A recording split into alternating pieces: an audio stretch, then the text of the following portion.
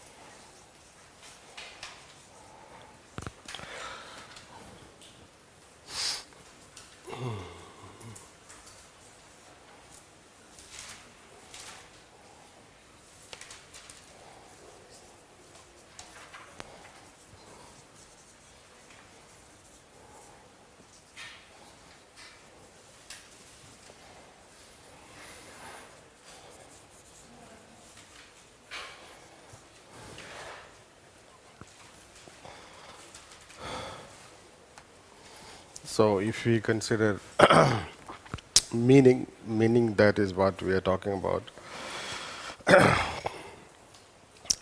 Even you know about traditional meaning of public administration, so it is adequate enough to define, but not adequate enough to deal any question. This is how. Means when questions are asked, so that level of knowledge will not help answering whatever the question. So you have to know these things. So we told about broader view and narrower view.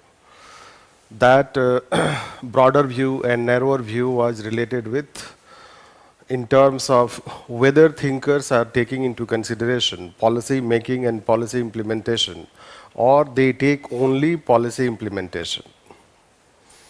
So there are a set of thinkers, there are some thinkers who take only policy implementation, including Wilson, L.D. White, and other such thinkers. Any such definition which emphasizes that public administration is execution of public law, execution of public policy, so it is a narrower view. Because public administration is not only execution of public law, it is more than that. So, public administration is also a discipline, public administration is also a profession, public administration is also institution, process, activities. This is how Dimag and Dimag will talk about. So, this is how the broader aspect, and public administration is very much involved in policy formulation. So, that we say it as broader view, but there is no any conceptual explanation in that way. We have clubbed, categorized for your more clear understanding that there is a narrower and there is a broader view, and when you should define, so you should define the broader aspect, not only about execution of public law.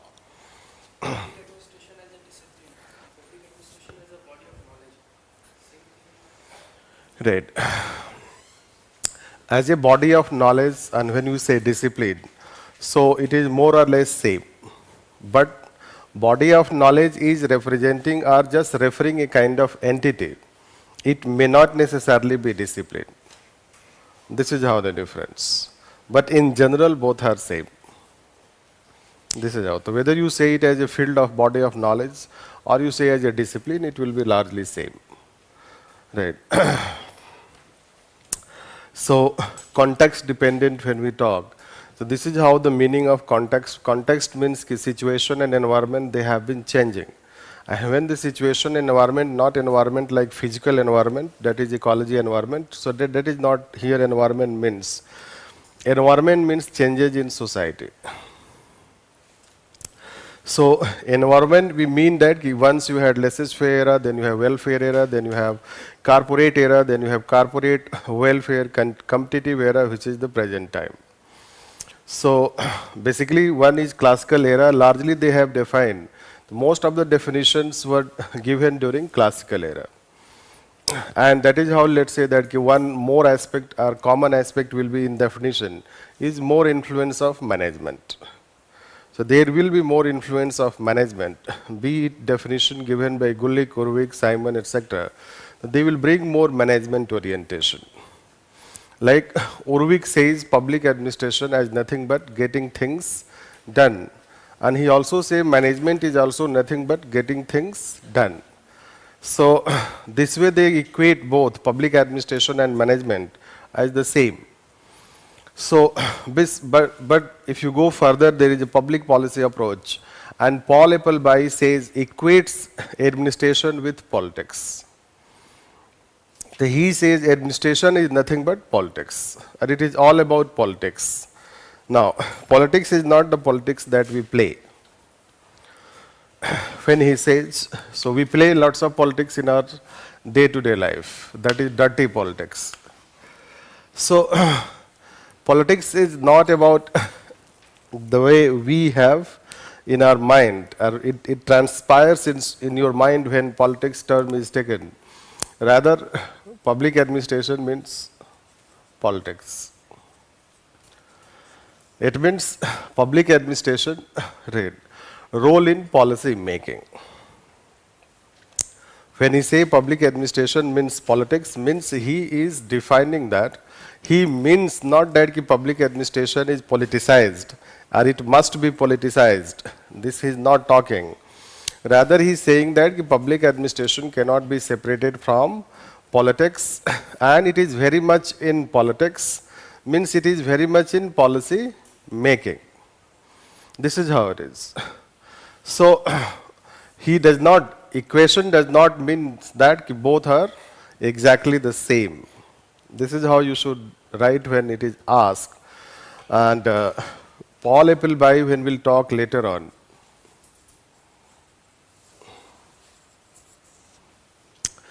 When we'll talk in civil services, so he talks also about neutrality.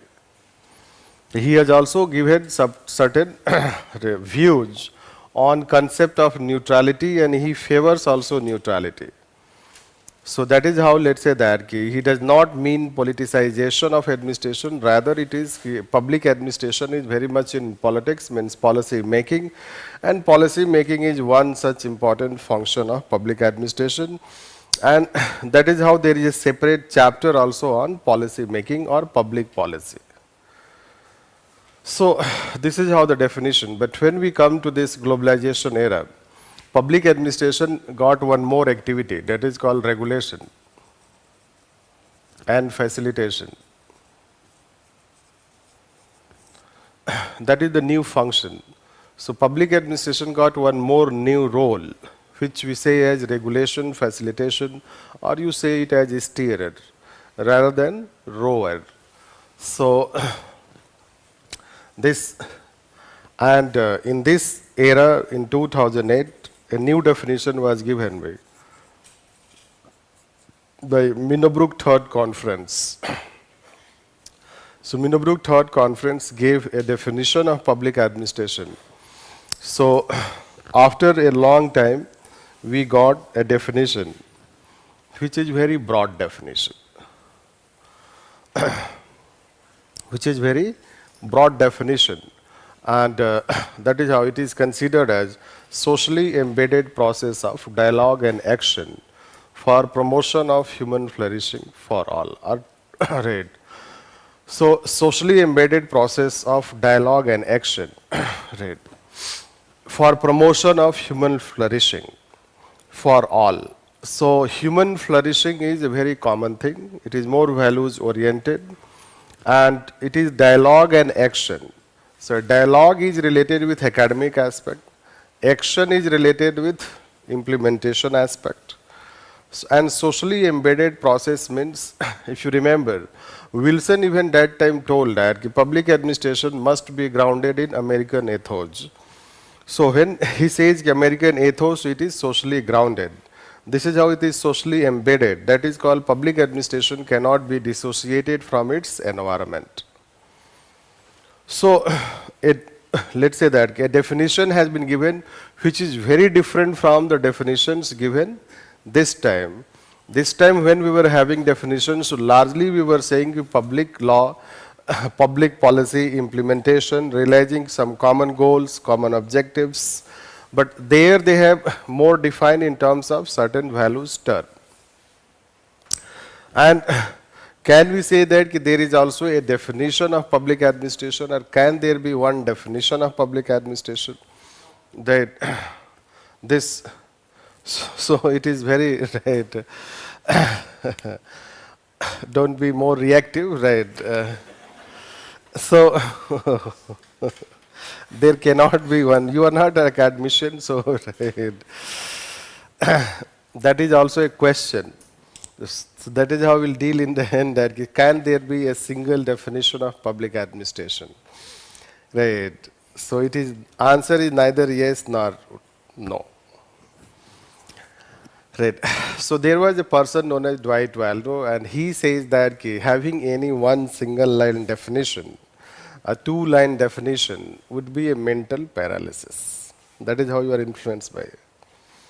Right. But there are treatments for mental paralysis, you know that. Right. Science has advanced much. Basically, Dwight Waldo gave view during 1960s, and now we have almost more than 50 years. Right. So should we subscribe to his view, or can we say there is no any development in public administration thereafter? Right. That's why his view will not be finality. You should not take his view as conclusive view. It is a view, yes. Defining is difficult in one line, two lines, no doubt. Right. So, but thinkers have attempted to give one definition. Nicholas Henry, if you read, so he has given a very broad definition. Negro and Negro, he tries also to define, and even MBC Third has also tried to define the platform he belonged in past. Right. So Minobrook first was headed by Dwight Waldo. You should know. So Minobrook first was headed by Dwight Waldo. In fact, he was one of the most important contributor to Minobrook or New Public Administration. And that time he has said that having any one single line definition will be a mental paralysis, simply because public administration is a very dynamic subject. But can we say that yes, we cannot have a definition of public administration? Right. There must be definition of public administration, although it may not be able to all encompassing. Isn't it? Right. There must be a definition of public administration. There is definition of public administration. Even he also defined public administration. Art and science of, this is how he says, the public administration is nothing but art and science. So even he has also given a definition of public administration. So yes, there will be definitions. The only thing is that they will not be all encompassing. Right. So a definition is not supposed to be all encompassing. Can we say? Right. Any definition is not supposed to be all encompassing. A definition is supposed to give certain broader aspect of whatever the subject it defines. This is how. If it is all encompassing, then let's say that you will go on writing books. Right. That's why when it is asked what is public administration, so you say something. You say something. No. The public administration is about how to run government efficiently. A public administration deals with running government efficiently. This is how you say. Right. So Dwight Waldo will not subscribe. So this is how we have to summarize. So let's write on this aspect. Right. So where you were ending yesterday? 60s. Paul Appleby you have written. Then you can write this. Right. Meaning in globalization, post-globalization era. Meaning under globalization and post-globalization era.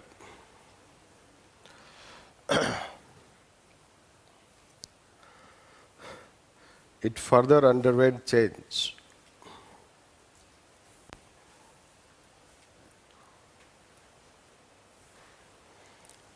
Changes.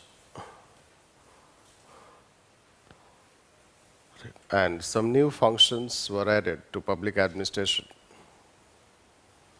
Some new functions were added to public administration. Added to public administration. Public administration such as regulation facilitation. Regulation facilitation. Protection of human rights. Protection of human rights and environment.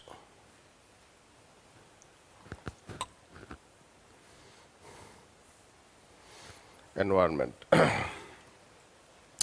At Minnebrook Third Conference,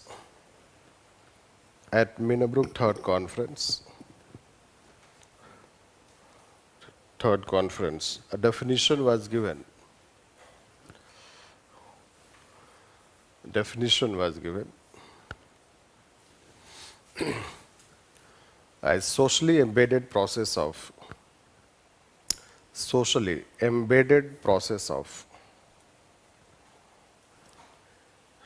dialogue and action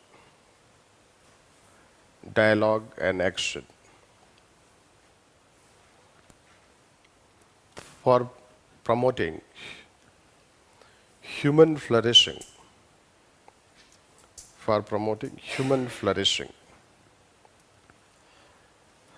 Therefore, for the first time,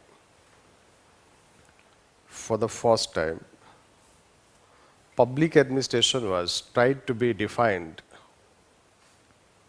For the first time, public administration was tried to be defined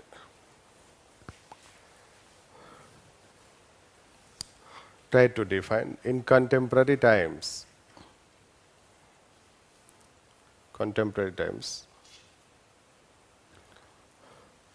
which seems to be all inclusive,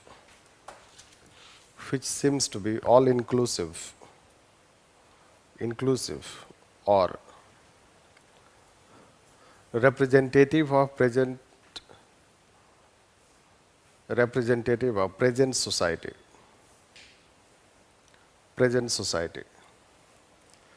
This definition is also different from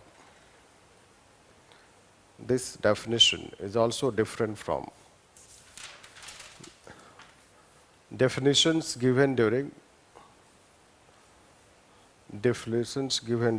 classical era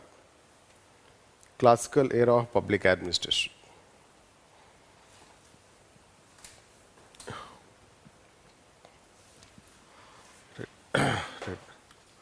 This definition is more normative. This definition is more normative.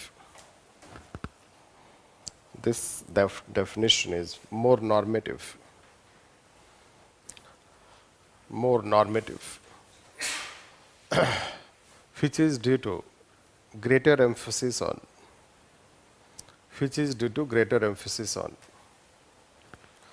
values in public administration.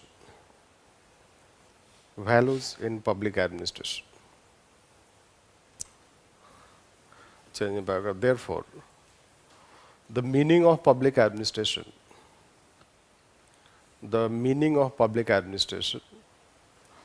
has not remained the same.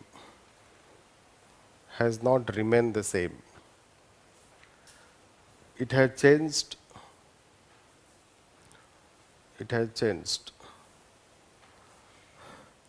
Due to developments in public administration.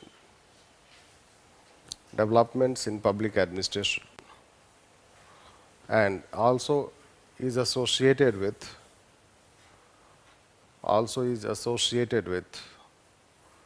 changes in scope of public administration.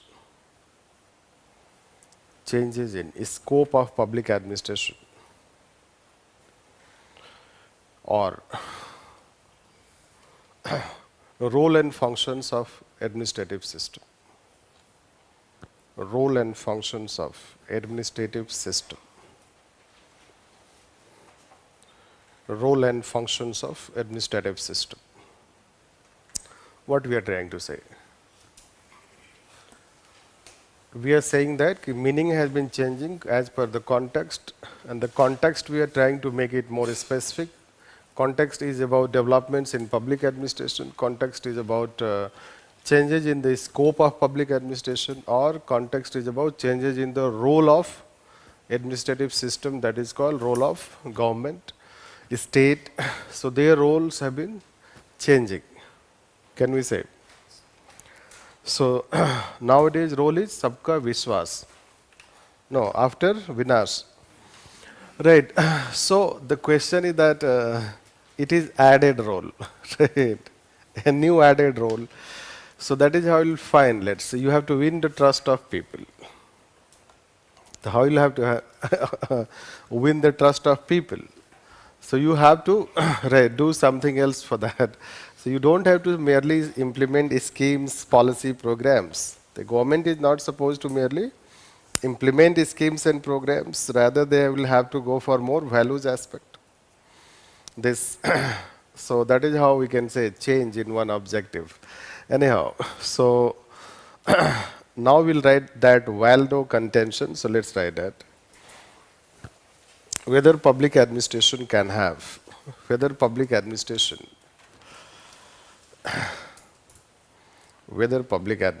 can have any one single definition,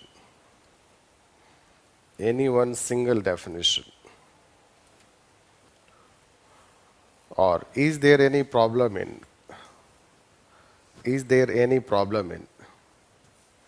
having a single definition of public administration, or defining public administration.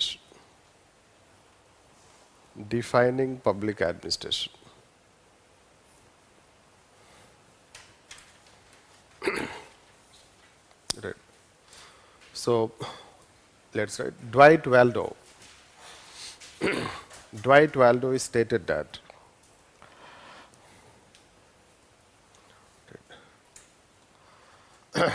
when one attempts to define public administration,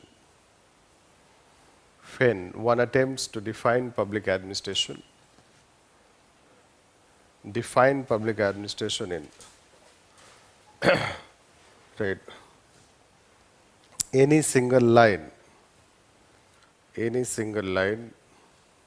or two lines, it would result into mental paralysis.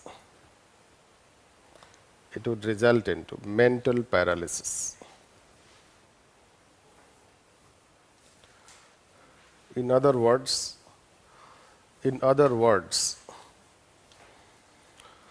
he was of view that public administration cannot have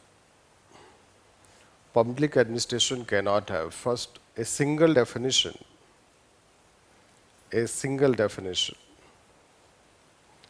Second,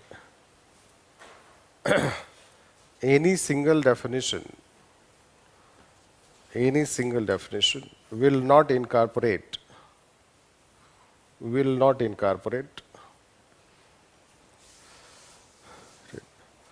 the entire scope of public administration,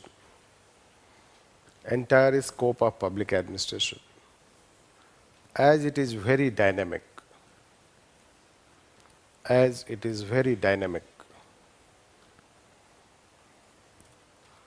Today we can give any definition, but tomorrow it would change. Today we can give any definition, but tomorrow it would change due to changes in society.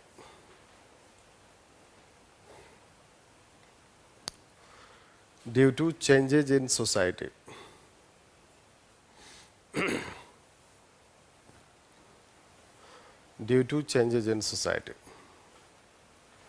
Right. So should we agree with this? Right. let's write whether Dwight Waldo view is completely justified. Whether Dwight Waldo view is completely justified.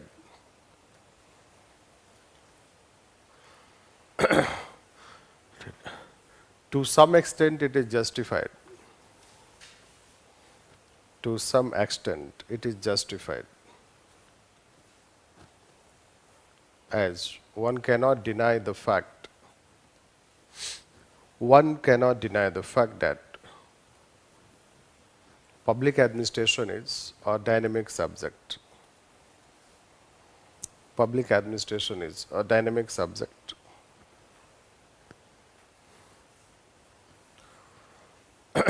But at the same time,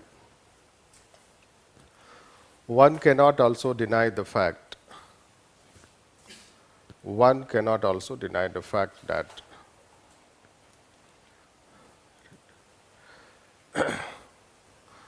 a definition is not supposed to be all-inclusive. A definition is not supposed to be all-inclusive. All-inclusive. Rather,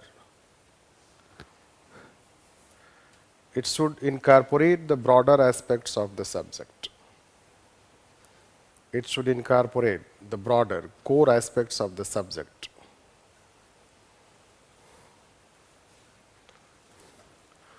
And there have been attempts to define public administration. There have been attempts to define public administration.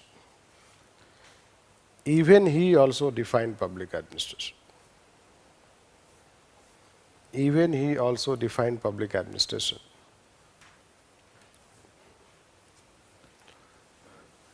Even Minnebrooke III has given a most recent definition.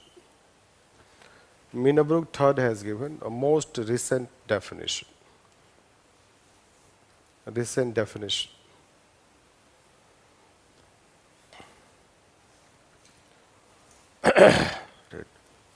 Therefore, first, his view seems to be very extreme.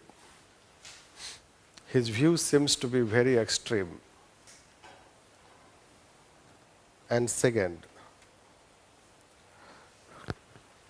his motive behind concept of mental paralysis, his motive behind concept of mental paralysis would be to highlight limitations of definitions. Would be to highlight limitations of any one definition. One definition. And hence his view cannot be completely accepted and at the same time completely rejected. His view cannot be completely accepted, at the same time completely rejected.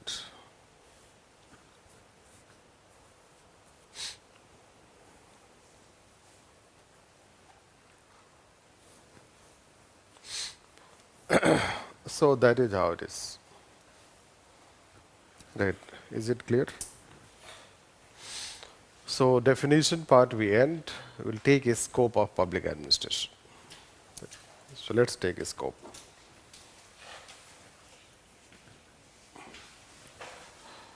So whether it you are more clear after meaning or there is confusion.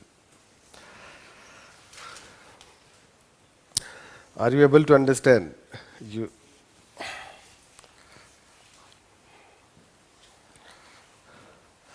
Whether there is clarity or confusion.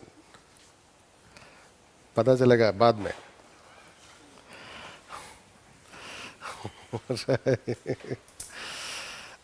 Right. You need to understand that nothing can be, definition does not mean ki one line definition. Definition means understanding ki how we can define. This is how. So it is more about understanding how we can define, and there are different dimensions, different aspects to define. This you need to understand. And absoluteness is not there. If you want to have absoluteness, absolute clarity, so that is only in physical sciences. No, a plus b is the square क्या होता है? Right. So there is absolute clarity, isn't it? So, but this is a subject you have to understand. So that is not. We are not completely rejecting him. Also, we are not completely accepting him. Also, his motive may be to highlight limitation. He may not be giving extreme, but if we accept his views, it is very extreme. How can we say mental paralysis? Does it mean then people should not attempt to define? No, then we should not have attempt to define. So we should not agree on that because any discipline must have definition. Right. Maybe it is not all encompassing and it is very difficult to have an all encompassing definition, but at the same time still it should have some definitions. So this is how you should know. And then scope. Scope of public administration. When we deal with scope, the scope has two aspects. One is called scope as activities of public administration.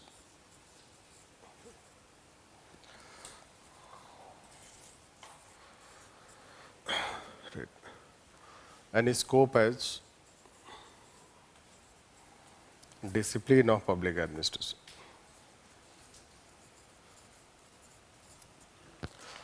Activity is related to institution. Scope as an institution or activities. So that which activities should be performed by public administration. This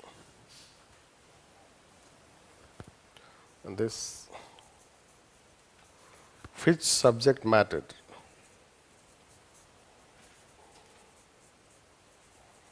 should be studied by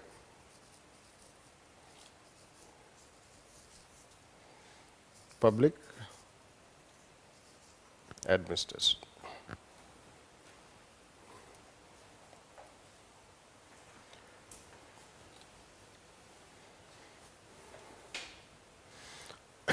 This can also be considered as nature.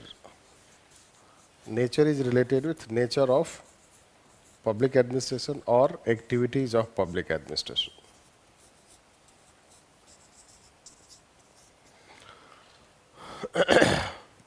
So basically in books you will find nature and scope together.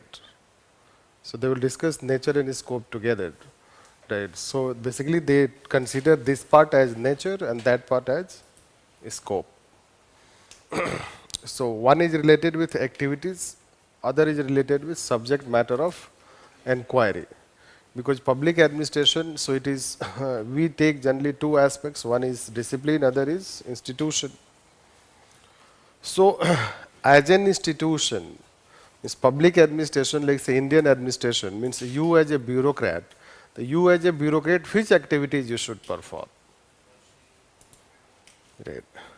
So whether, let's say public administration should perform certain limited activities or it should perform all activities. This is the debate on first side. And that side, which things should be the subject matter to study, because Wilson says that public administration should study so that it can build theories and principles. So when public administration as a discipline should have disciplinary inquiry, so what exactly it should inquire? Whether it should focus on a state, it should focus on organization. When it should focus on organizations, in organization what activity it should focus? What exactly it should analyze in organization? Whether it should analyze structure, process, behavior, etc. So basically this is how it is. Sin means Scope deals with to an extent, this is how to consider, to what extent. Scope literal meaning is to what extent. Right. So, to what extent public administration as discipline should deal with subject matter? So, it will relate to its boundary.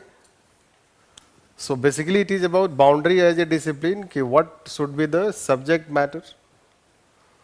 Right. And there would be certain boundary because physics study physical objects, but chemistry does not study those physical objects.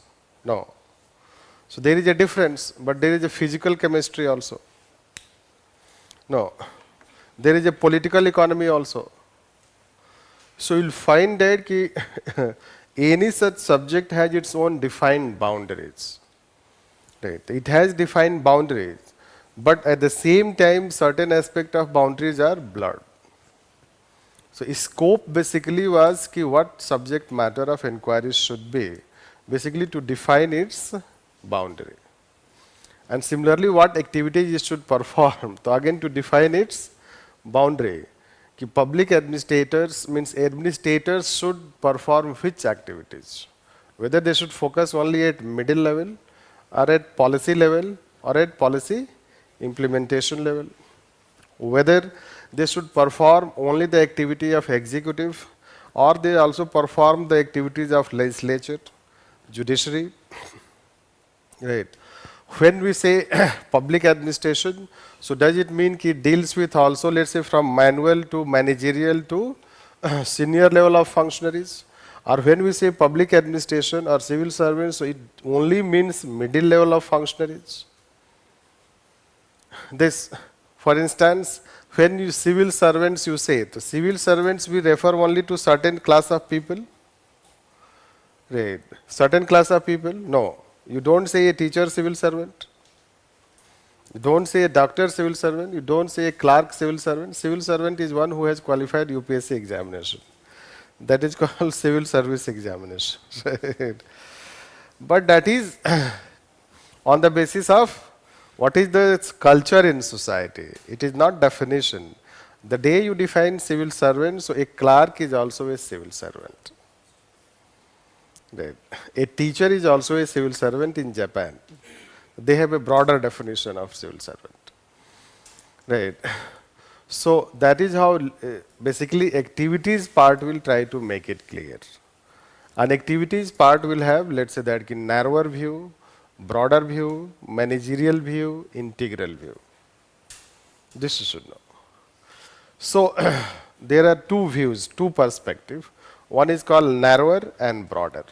Other is called managerial and integral. So there they will study two perspectives. So we will have two perspectives. One is called narrower and broader, and one is called managerial and integral. And similarly here there are again two. One is called post-corp another is called subject matter view.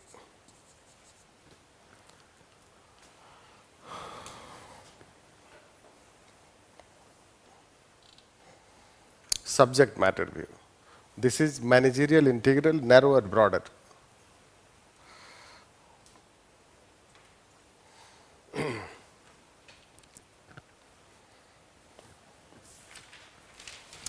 So let's take one by one, explain it. This is more traditional, let's say, topic, although it has its relevance, current relevance. And last year a question was asked on that, which people are not able to write properly.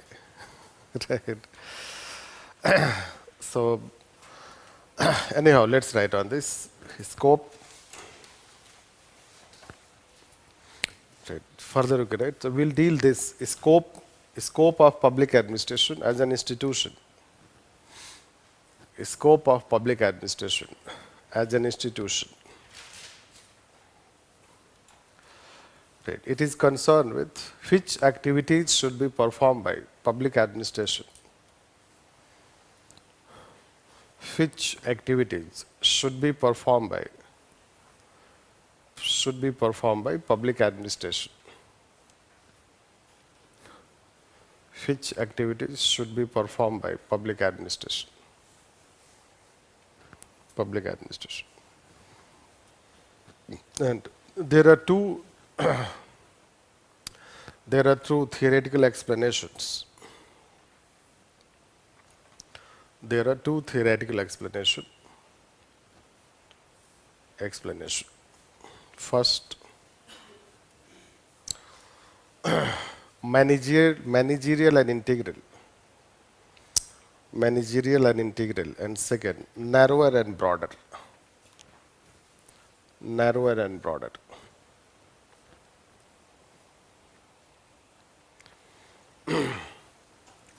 Right.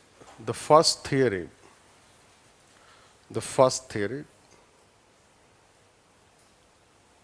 that is managerial and integral is concerned with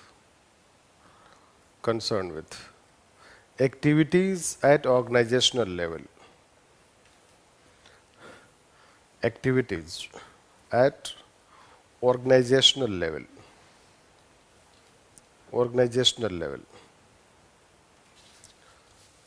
And first, according to managerial view,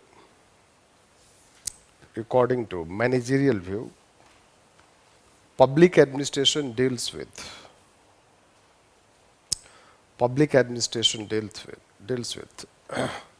only managerial activities in organization. Only managerial activities in organization. Managerial activities, which is middle level activities.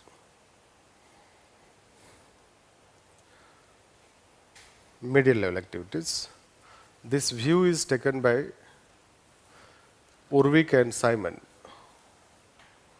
This view is supported by Urwick and Simon.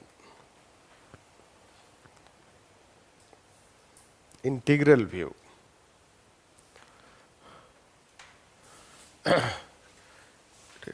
According to this view, public administration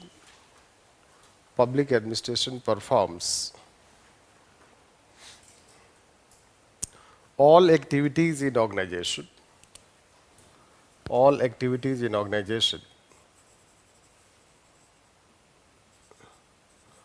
Right. Managerial, technical, clerical, right, manual.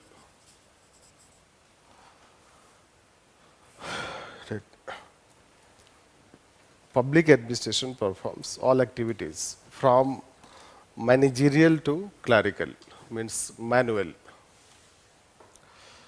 And this view is supported by Dimmock and Dimmock, Henry Fayol.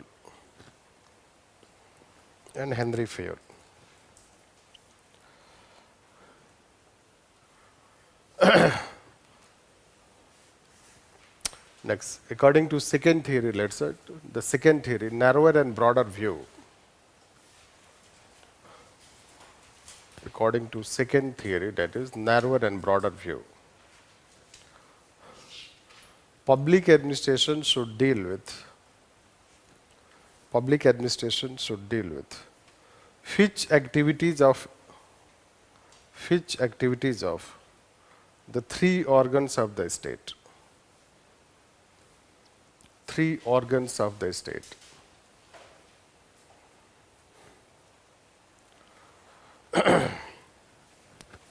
According to narrower view,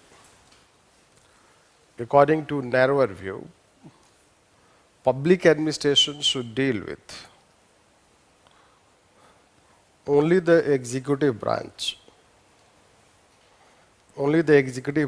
activities.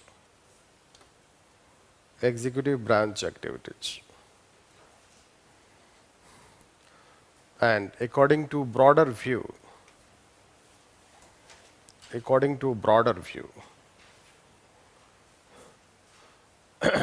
public administration deals with activities of all the three organs of state. Activities of all the three organs of the state. Activities of all the three organs of the state.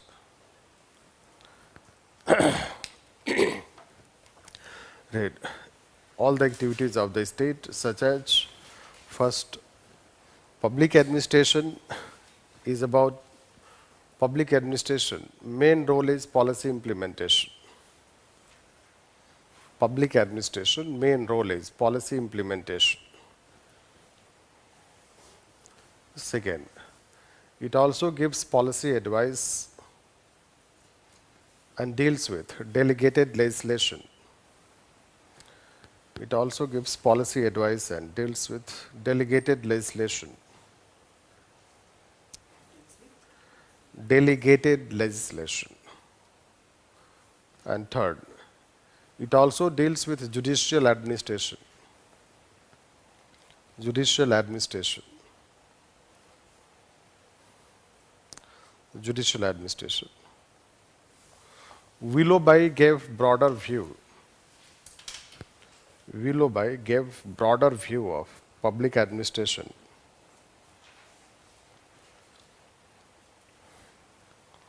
Broader view of public administration. And even if public administration deals with the three organs of the state activities, deals with activities of three organs of the state, deals with activities of three organs of the state, still he considers administration as fourth branch. Still he considers administration as fourth branch of the state due to its significance. Due to its significance. Therefore, if the two theories are analyzed, if the two theoretical explanations are analyzed, then one can reach to the conclusion that the scope of public administration as an activity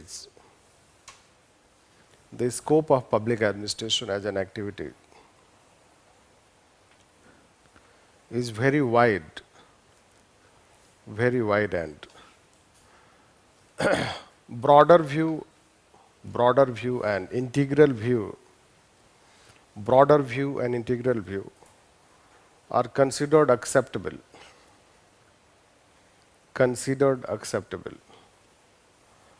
Narrower and managerial views are rejected.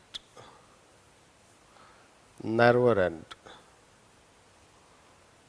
managerial views are rejected. In nutshell,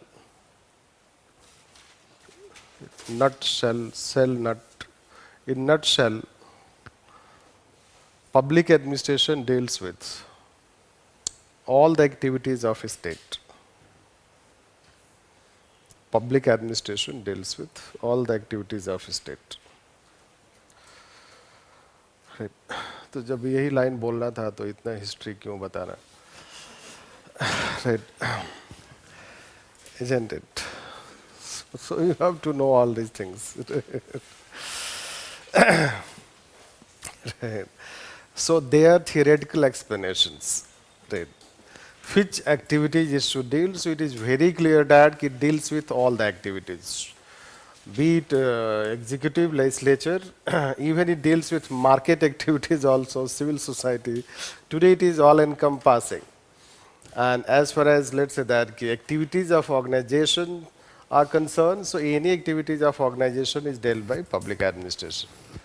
Right? That is the final view. But you have to know certain clear aspect of those, let's say, narrower, integral, managerial, Right.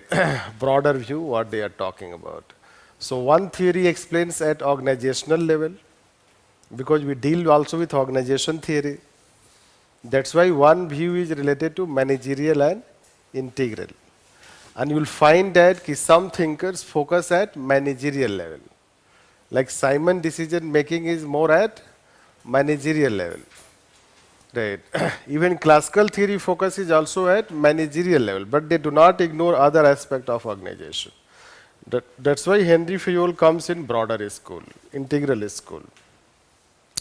So thinkers would have accordingly their focus on that.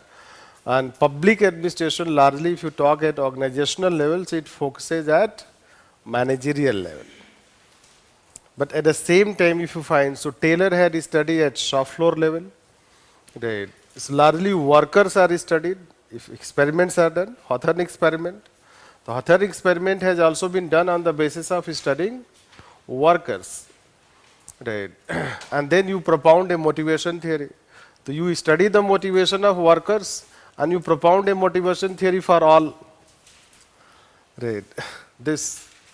So activities, that is how they talk at organizational level, so whether it is managerial or integral.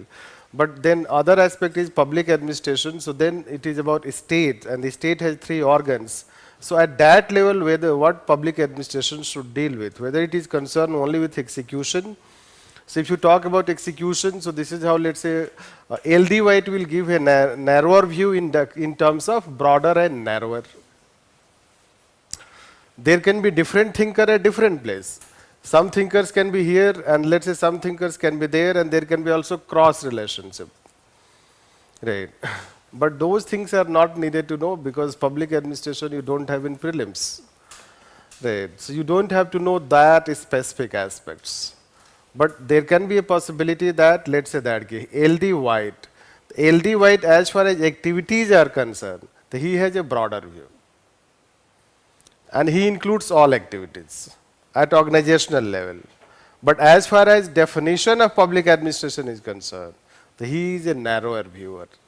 He considers only execution part. Right. The thinker can be narrower at nature level or definition level, and broader at scope level. Right. So there can be this aspect, but these complexities are not needed to know. Simple, you know this, right?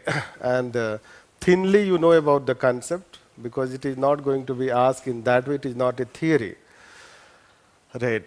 But it has certain reference, and reference level knowledge you should have about this. So let's talk about discipline scope, right? So is it clear, activities? If it is not clear, forget about it. Simple, remember one line.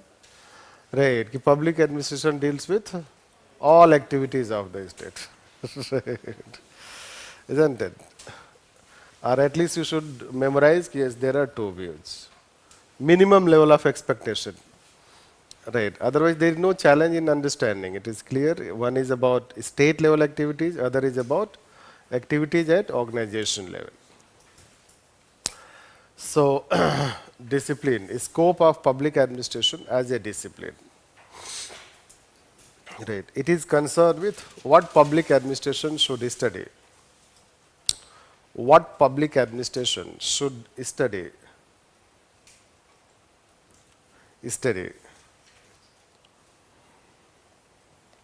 For building theory principles. For building theory principles.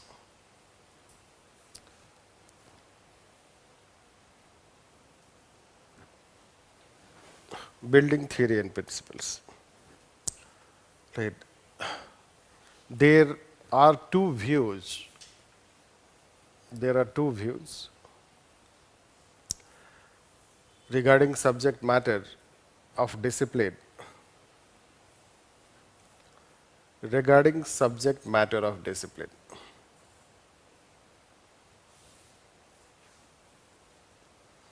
Subject matter of discipline.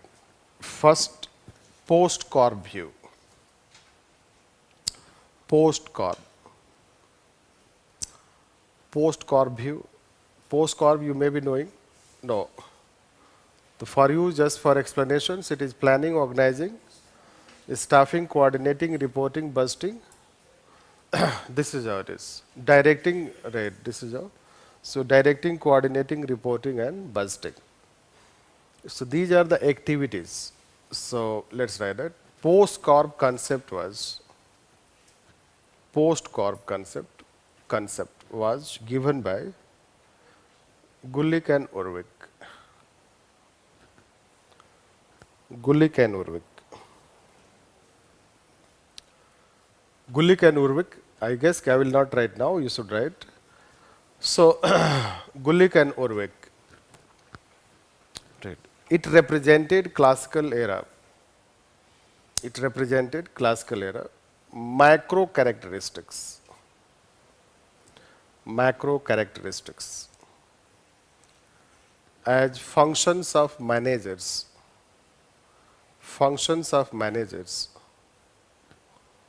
or main functions of organization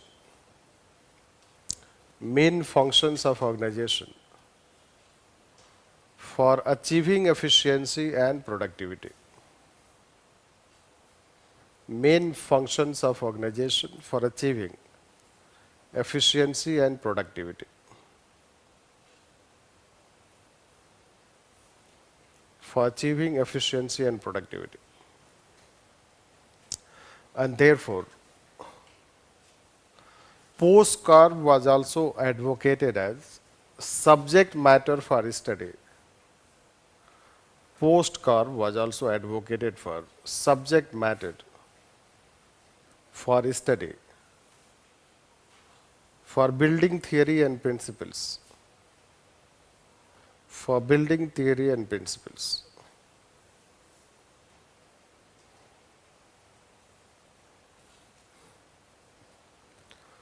It was also considered common to any organization. It was also considered common to any organization and hence universal. It was also considered common to any organization and hence universal. Universal. Right.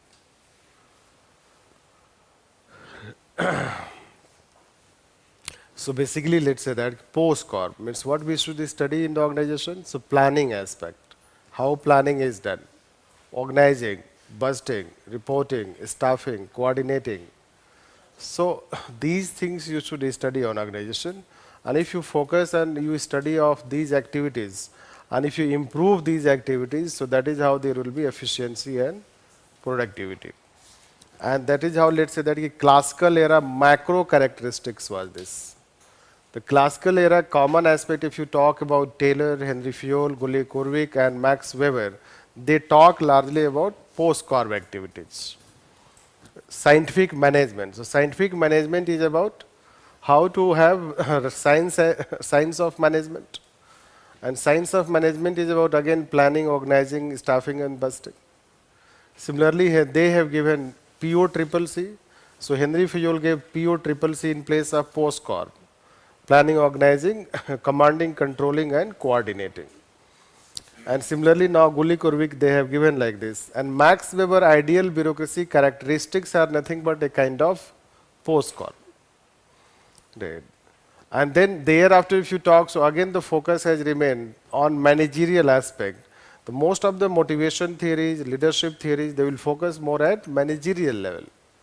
So post-corp activities were considered, still post-corp activities are considered as universal and followed in organization, be it public and private. Even post-corp activities are also linked with functions of prime minister and functions of head of the state, if the president is the head of the state, means head of the government. So because entire function of prime minister can be explained under post-corp. We'll do when we'll take union government in paper second. So that is how basically they say it. Since post-corp is common to any organization, it is most visible part of that organization, and post-corp is essential to achieve efficiency and productivity. That's why it should be subject matter of inquiry.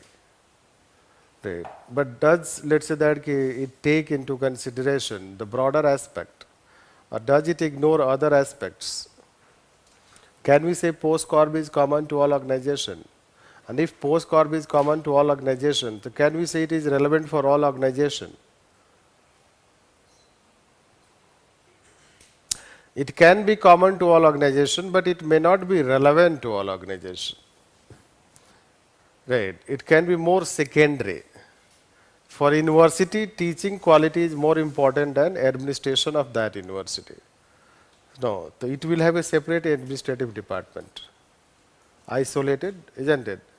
So administrative department does all those mechanical tasks. It has nothing to do with teaching department.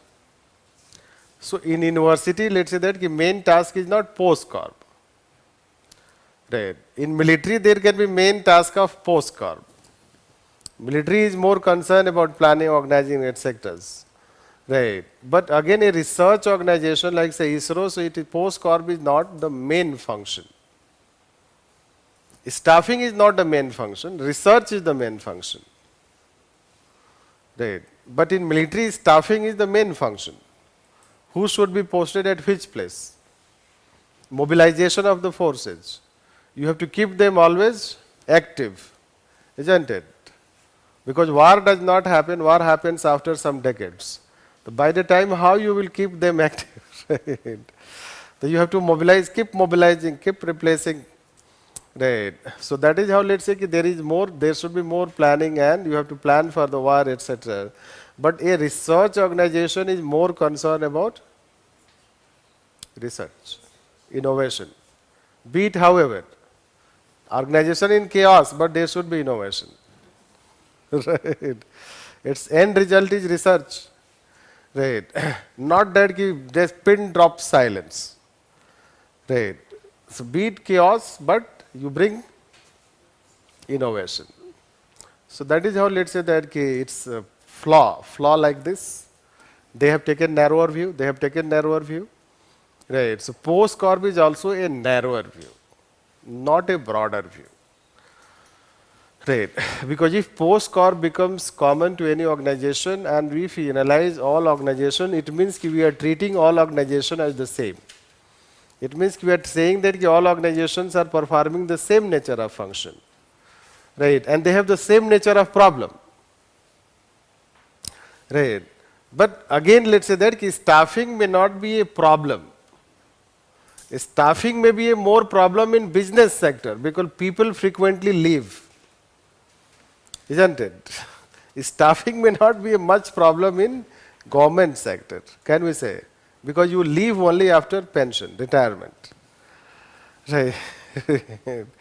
So a private organization is always on run. It's HR department. So they will have long pipeline of people who are recruited. No. And people every day quit. So their HR practices are different. तो for them planning organisation very important. और हमारे यहाँ तो एक बार master plan बनता है. This is तो you have a master plan of 15 years, 20 years. इसलिए बनाया गया है कि you can take rest. Right. Once you make a plan for 15 years, this is so urban areas have a master plan, right? 15 years, 20 years, and next year when you come to, if it completes, you further, right, notify it, extend it, right? But planning in a private organization, very important. It is day-to-day activity. They have to plan, right? So post-corp can be, let's say that, very relevant. It can be very relevant for a private organization, but not relevant for public organization, because once you are recruited, government is in no tension. It knows that once you complete 5 years, so this is your post. Once you complete 10 years, so this is your post.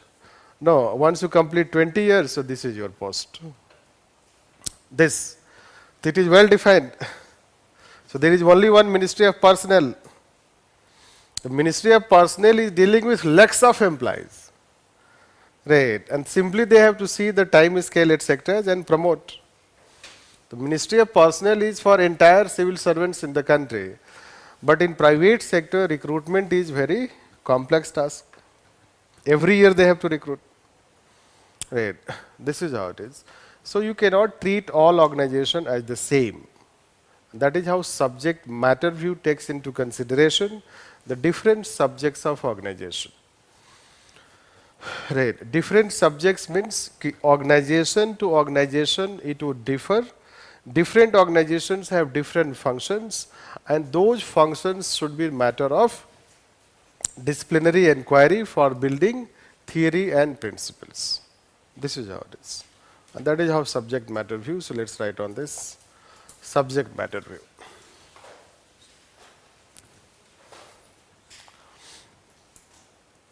You should not confuse with this. Discipline deals with subject matter and this subject matter view.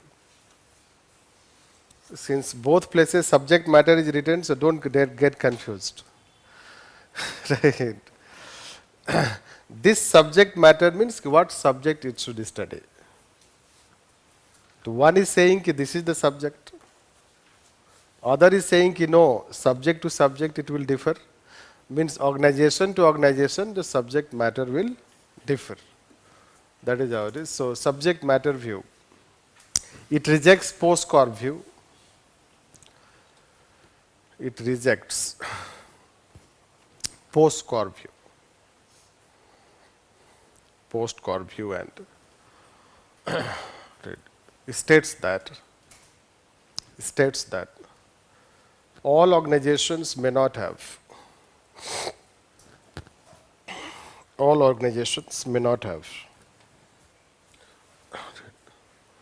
same nature of problems and they deal with different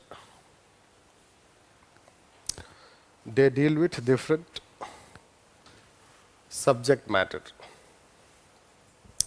They deal with different subject matter, such as a research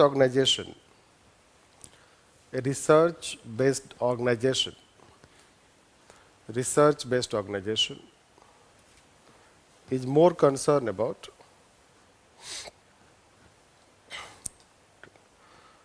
research innovations.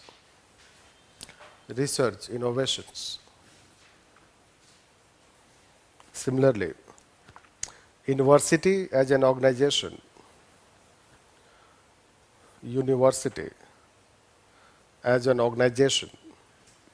is more concerned about quality of teaching.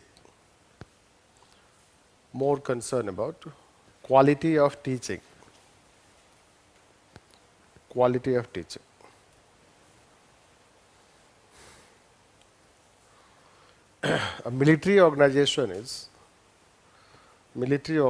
is concerned about post-core activities.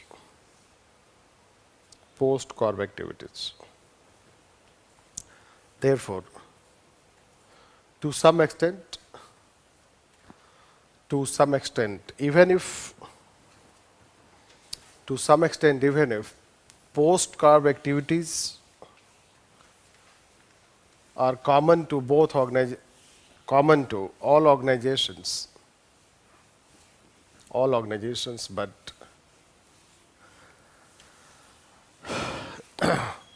they may not be, means post-core may not be the main problem of organization.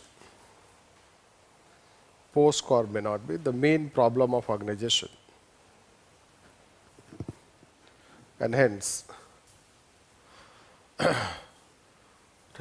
public administration as a discipline should focus more on subject matters of organization,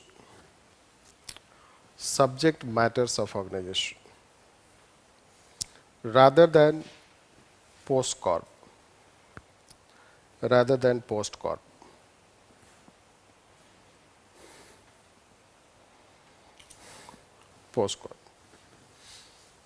Changing paragraph. However, both views can be considered as two sides of the same coin. Both views can be considered as two sides of the same coin.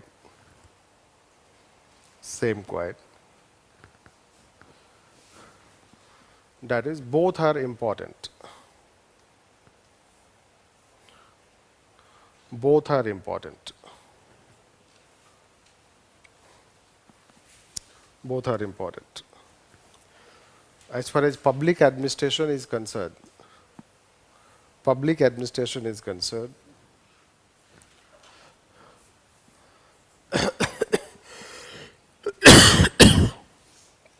right, post-corp remains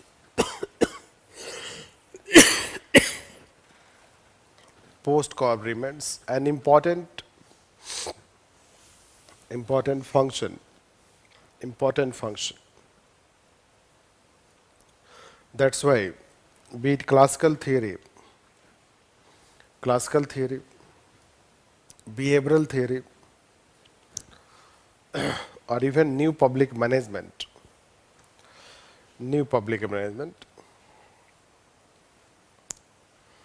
right, they have focus on organizing, staffing, coordinating, controlling, etc. At the same time, when Herbert Simon focuses on decision making of organization, Herbert Simon focuses on decision making of organization. It is an example of also subject matter view. It is also an example of subject matter view. As decision making is also important. As decision making is also important. And it also influences efficiency and productivity. It also influences efficiency and productivity.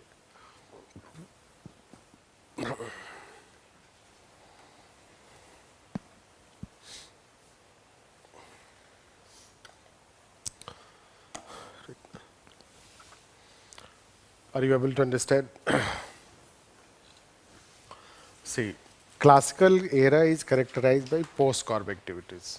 We have told it is a macro characteristics. But you should know ki what was the focus of theory building of Herbert Simon?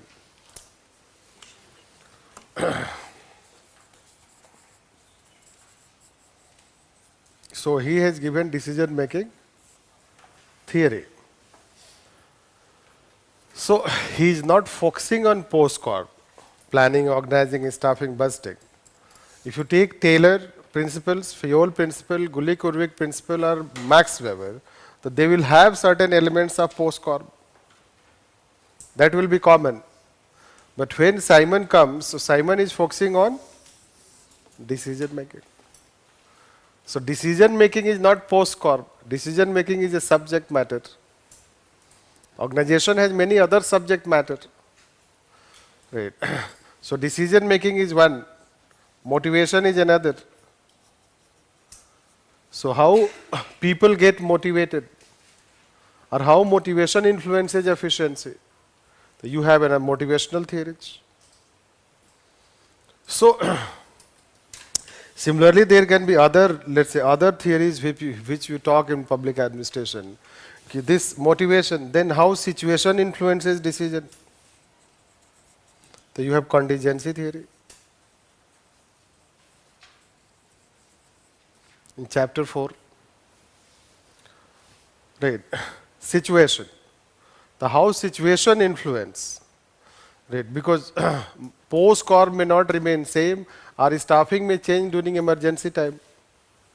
So how it should be changed? Or staffing will remain the same. Right.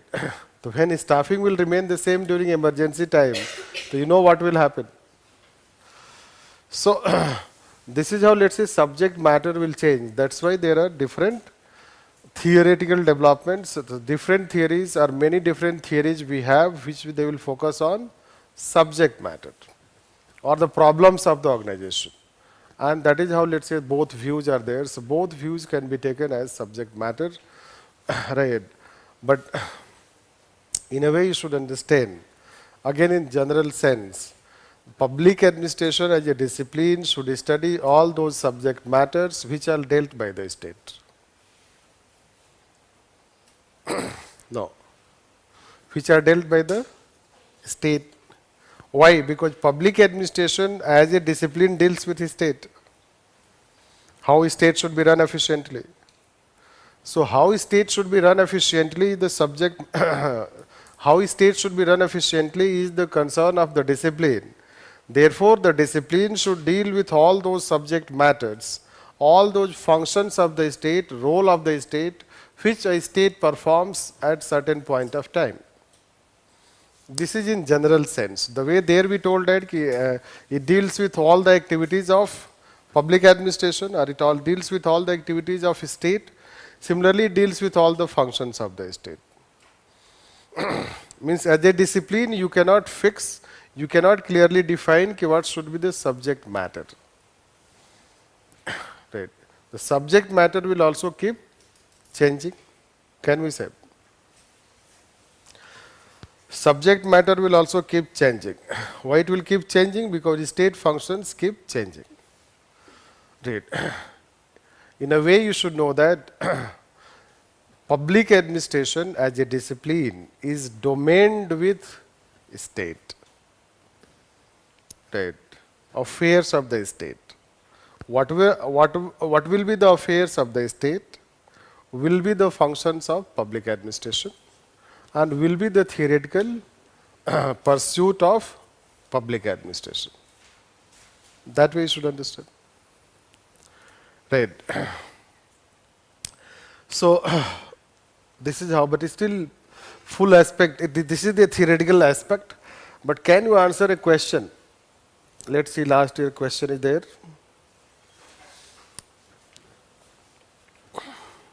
First a question. Right.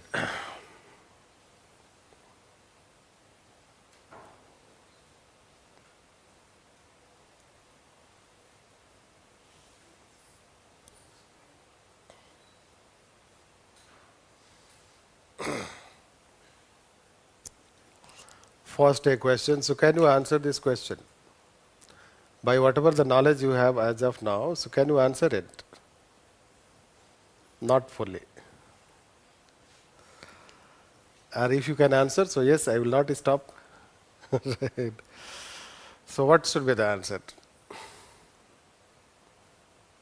Second part we have not taught yet. This is how it is.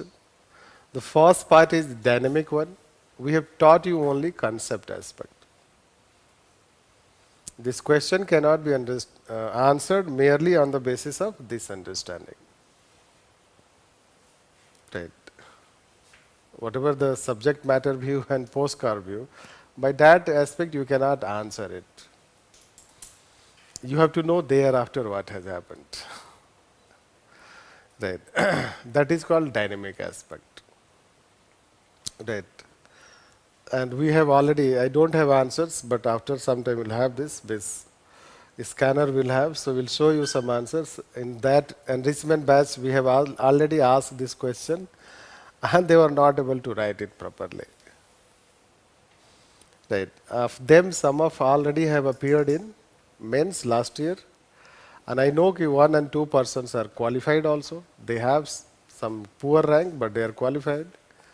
And I know one student, she has 304 last year. Right. Although she could have been in top, but anyhow. So people are, let's say that, not able to write it properly, what the question is asking, and first a question. Right. It means that question is not, in general, question will not be, let's say that, just very conventional question. Right. Question will not be. Question is mix of both conventional concept as well as dynamic section, dynamic part added. So this question is concept, is what we are telling, plus dynamic aspect they have added, And that's why it becomes difficult to answer, because what people will do, as they did in that answer writing, they wrote whatever we have taught, because only books tell that. Right. So if you read books, so books will tell that only. What has happened thereafter, so they will not talk about. So let's take dynamic aspect, then you will be able to answer it.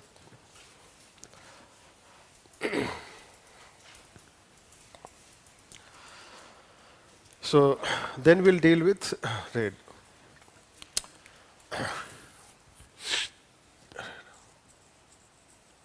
changes in the scope of public administration.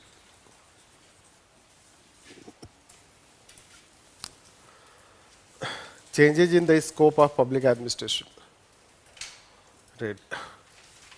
And this change we will tell you in general. Now we will not deal as a subject matter, as a discipline, as an activity. This will not talk.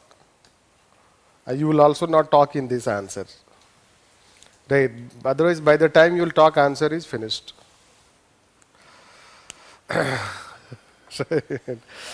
So you don't have to talk all these things. They're just for explanation. Right. Otherwise, if you start writing some scope of public administration is two types, isn't it? As an activity, as a discipline. As an activity, there are theoretical explanation. As discipline, there are also two approaches. So by the time you write 150 words, you have to write. So those things should not be written, let's say. Anyhow, after this, you can try this question. You can write answer on this. So, scope changes in the scope of public administration. How it has changed? Since public administration is domained with affairs of state, and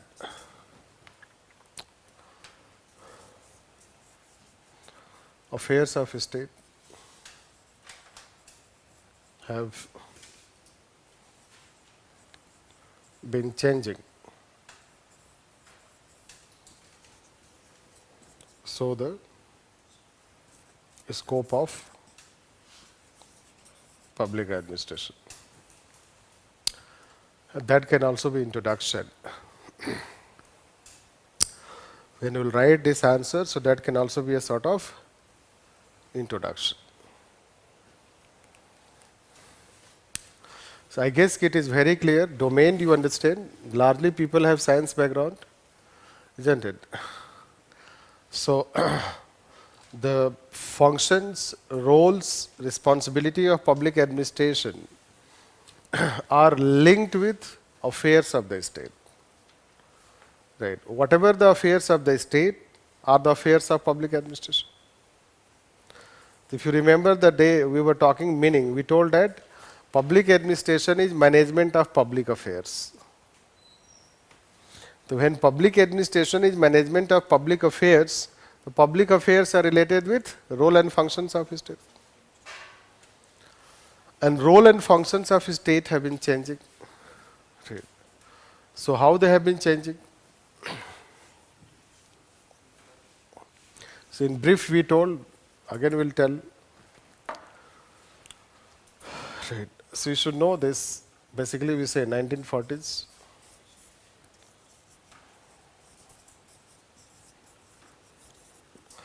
Right. We say also it as a police state. So it was a minimal state.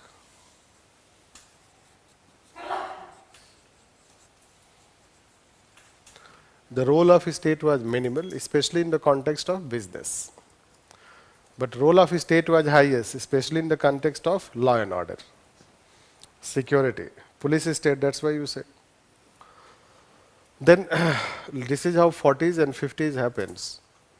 And 1970s, this is we say welfare state.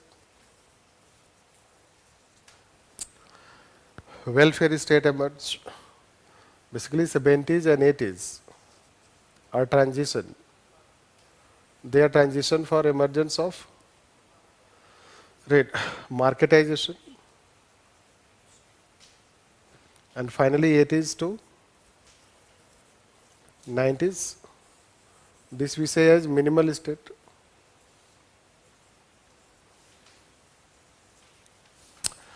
Right. Then further, let's say 2000 around, and thereafter.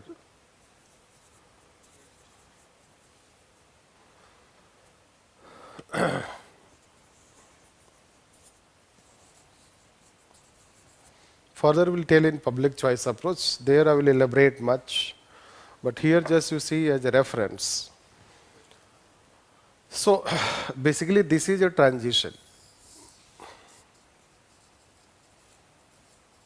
Transition where welfare state is changed to corporate state, right, or market-led state, right. This is how. So marketization, etc. happens. So minimal states. Again, the role of the state. Here, role of state is minimal. Minimal in the sense we were talking rolling back of state. State should become only regulator and facilitator. The state should become only regulator and facilitator. But here we again talk about strong state.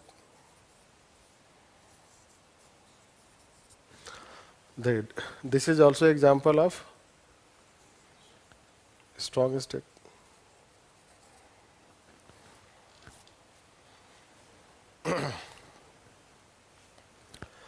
So here role of a state. State performed most of the functions.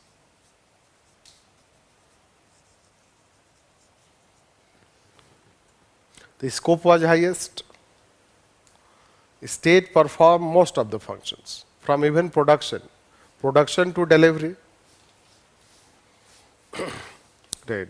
State entered in manufacturing also. It has its own public sector undertakings. So that is called production. So from production to delivery, that is how you can say state entered. So that's why state was performing. This is called from cradle to grave. Right. Also beyond that also nowadays. So this is how you'll find that. So this is a very euphemistically told that public administration scope is nothing but from cradle to grave. Right. So this way means it deals with even family planning. The family planning means whether a child should be born. Right. And grave means it is also managed, graveyards. No. So this is how you'll find all these things. Welfare era. But scope, it's changed. The scope is started declining. Right. Because state started rolling back. When state started rolling back, the state will perform limited functions. When state will perform limited functions in business, let's say that state is trying to roll back and withdraw from many activities. Yesterday we also told, let's say that PWD in past used to construct roads, but now roads are constructed by private companies. So activities became minimal and market era, but again here re-emergence of state, we have told that shrinking but spreading. Right. So shrinking but spreading. So we cannot say that the scope of public administration has reduced. Rather, we will say the scope of public administration has expanded. Can we say this? So the scope of public administration has expanded and the scope of public administration has become more complex today. Right. Because here state was performing all alone, but there state is not performing all alone. We gave you example of right, Paytm and etc. So Paytm and the function by Paytms, it is not pure bank and not pure non-bank. So neither it is a bank nor a bank, isn't it? Paytm cannot be considered as a bank, but completely you can also not say it is not a bank. So what it is? Right. Payment bank. Right. So this is how you'll find it. So things are not as simple as they used to be. This is what you have to write in first part. The scope of discipline of public administration is determined by what an administrative state does, system does. Right. Can we say? So if public administration is performing welfare activities, so public administration as a discipline will deal with welfare activities. Right.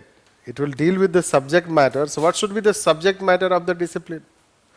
Now suppose that this is minimal state and there is a marketization and public administration as a discipline is still study welfare, so don't you think it is 20 years back? Right. And if today public administration does not study, right, this network of relationships and try to explain what this network of relationship, what are the challenges of this network of relationship, and how we can minimize or simplify this network of relationship. So don't you think that again it will not be suiting to or matching to the current demands? Right. This. So this is how public administration as a discipline should also do.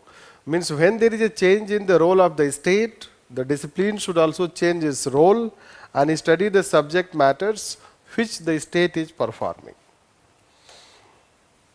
Otherwise, public administration will not help overcome challenges of implementation. Right. Challenges of implementation. What is the challenge of implementation? Right. The challenge of implementation is Paytm जो है आपका जो account है आपका जो details है उसका वो misuse कर रहा है. No. They are selling that. Right. So if there is any misuse or sell, so what should be done? Right. How to regulate them? How to regulate them? It is very complex. Right. In the process, if your money is deducted and it reaches neither side, right, or suppose it does not reach to bank, then who is responsible to pay it? Neither. Right. So neither of them are responsible to pay. So what you should do? So this is a concern. So when you pay through that channel and pay does not reach to bank, so Paytm wala will not pay you. And bank wala say it has not come in our account, so what? We are not concerned. So both will send you to customer care. Right. They will say that call to customer care. Customer care will, if you call, so it will say, if you want to talk in English, type on. Right. In Hindi, type 2, right. And then you have to tell your problem and there is no any option of that problem. Right. So you are nowhere. Right. This is a genuine problem I am saying. Right. So because when some people have this issue, so they went to RBI. RBI वाले ने बोला कि customer care में जाओ. Right. So they went to customer, and in customer care there is no such option. Right. There should be an option. If your money has not reached to bank, so type 5, right? Press 5. But there is no such option, right? Right. Basically, let's say that this is an implementation challenge as of now. Similarly, there are many such cyber issues, etc. What we are trying to say without going into this, that public administration as a discipline should study not outdated subject matters. Right. It should study the subject matters which are relevant to its time. Right. And since state keeps changing its subject matter very rapidly, the subject matter of the state changes, right? And so the subject matter of the discipline should also change. That's why new public administration, when it came into existence in the 1960s, it gave one goal called relevance. Relevance means it should study those subject matter which are relevant to state and society. Right.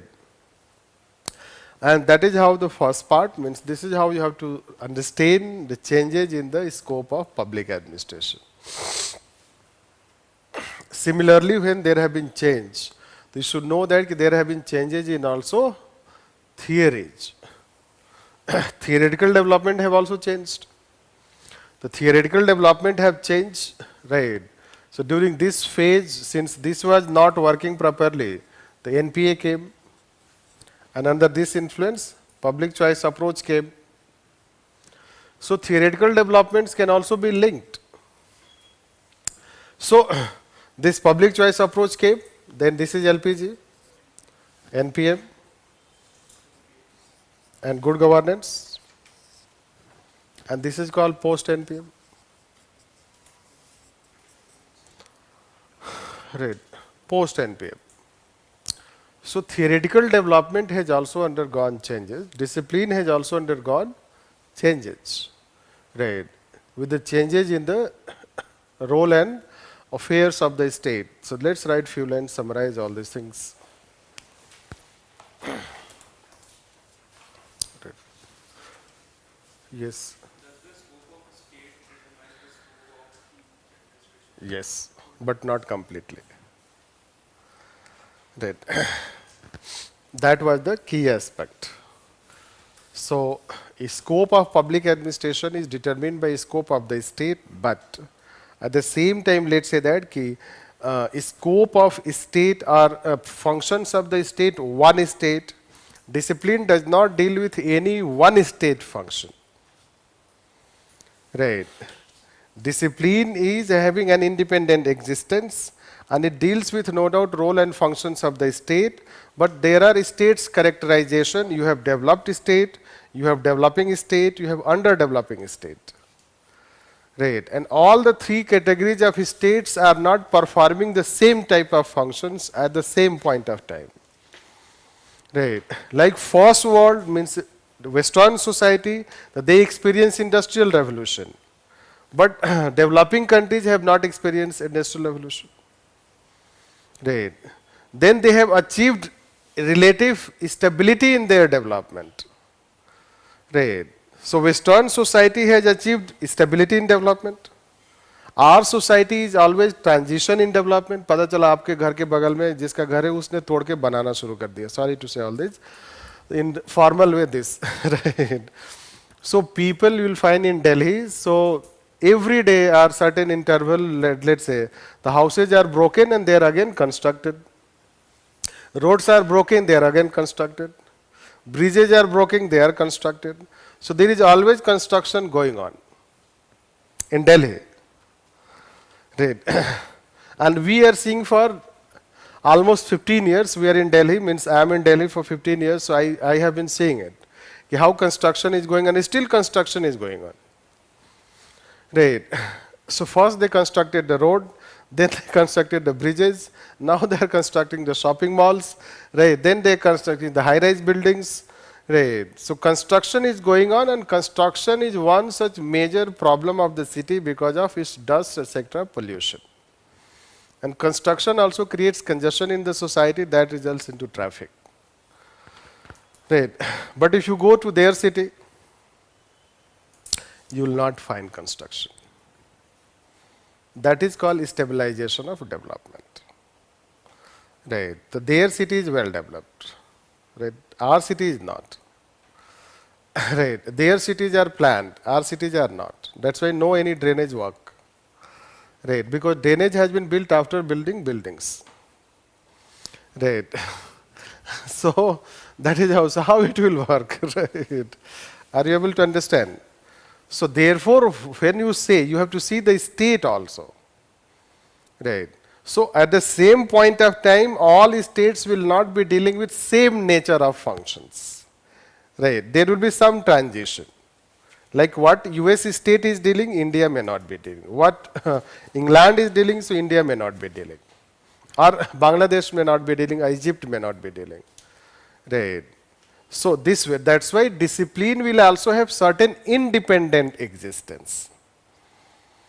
And some functions will not always change, or some, let's say that fields, body of knowledge, so they will not change. Right. There will be some change. I mean, core will not change much. Certain peripheral aspect will keep changing. So this explanation does not give the complete scope, complete view of scope.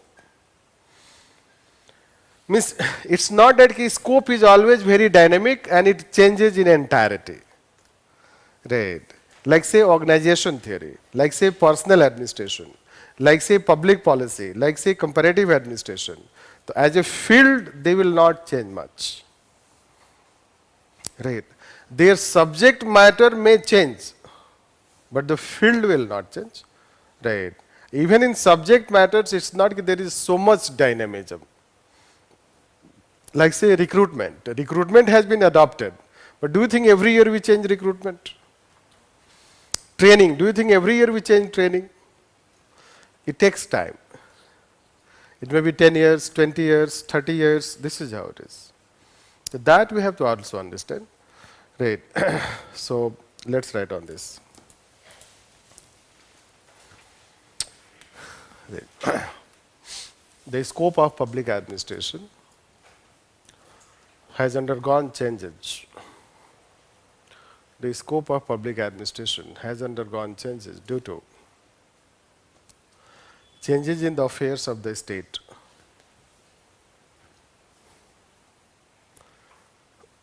Has undergone changes due to changes in the affairs of the state. Right. From laissez-faire welfare era, laissez-faire welfare era to corporate competitive and welfare era. Welfare era. That traditionally under welfare era, the scope of public administration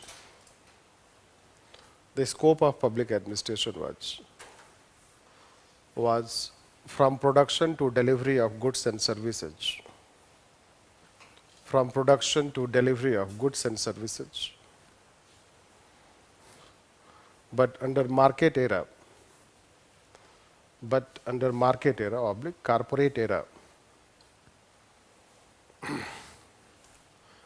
government no longer deals with production. Government no longer deals with production. It is more about regulator and facilitator. It is more as regulator and facilitator.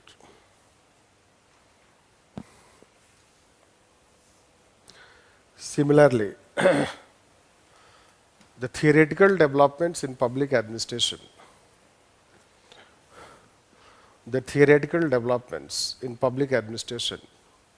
have also undergone changes. And public administration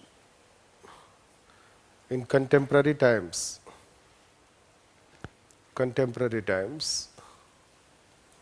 has multifoci orientation.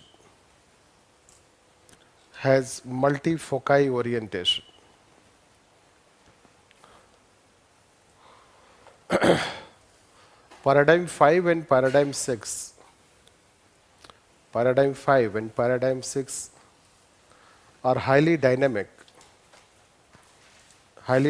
and public administration has experienced a multidisciplinary perspective. Public administration has experienced a multidisciplinary perspective.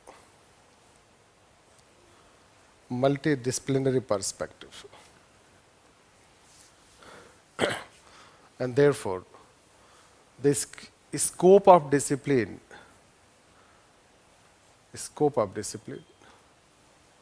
does not remain constant. Does not remain constant. It keeps changing. Keeps changing with changes in the affairs of administrative system.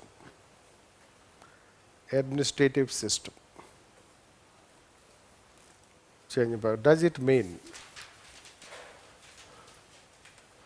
the scope of discipline is determined by does it mean the scope of discipline is determined by administrative system? Administrative system.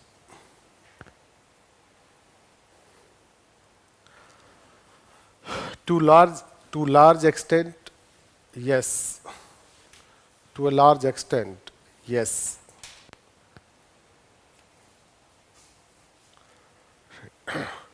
As public administration is domained with affairs of the state. Public administration is domained with affairs of the state. But at the same time,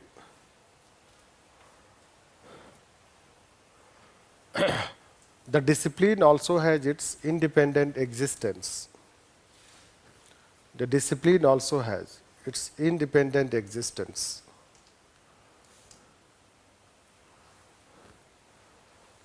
That is, it is not influenced by only one nation state. Only one nation state.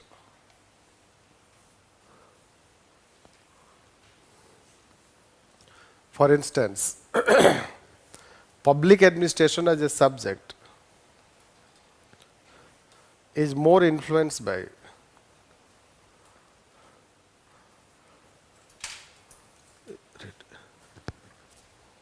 developed society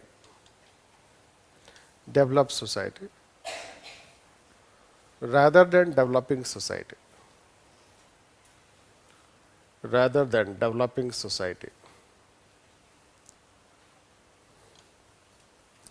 In fact, public administration is considered as Anglo-American administration. Public administration is considered as Anglo-American administration.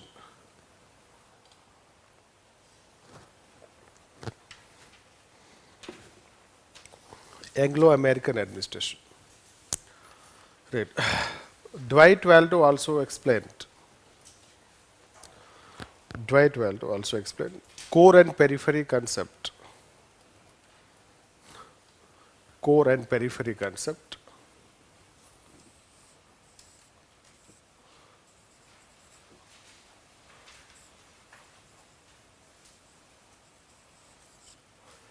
Core and periphery concept. Core of the discipline remains same. Core of the discipline remains same. Remains the same.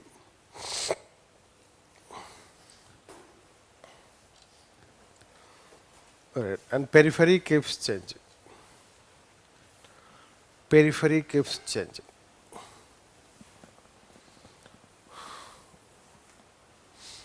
Periphery keeps changing.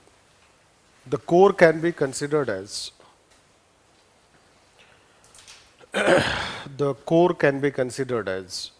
first organization theory.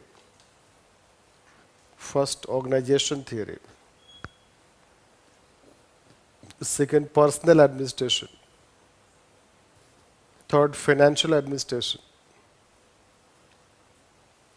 Fourth, public policy. And fifth, comparative administration.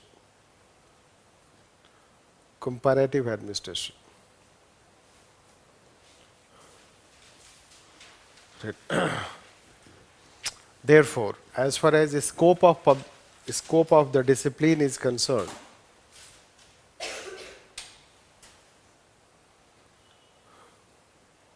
concern, it is influenced by administrative system. Administrative system. At the same time, there is also continuity of the core aspect of public administration. Core aspect of public administration, which is less change oriented. Less change oriented.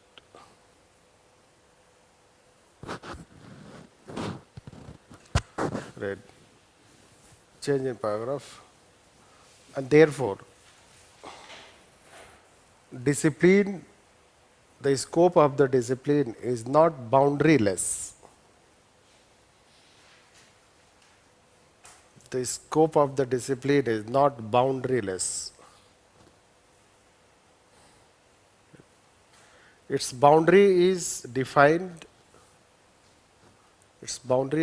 by Dwight Waldo core periphery concept. Core periphery concept.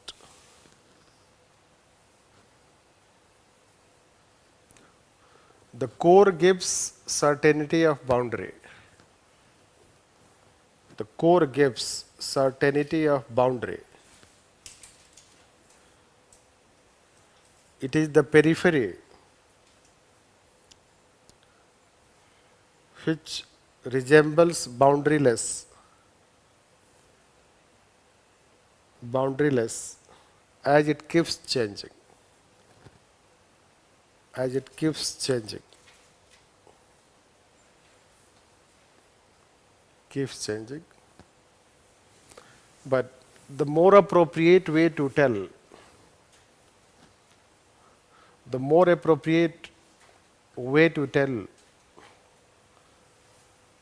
about boundary is dynamic nature of boundary. Dynamic nature of boundary rather than boundarylessness.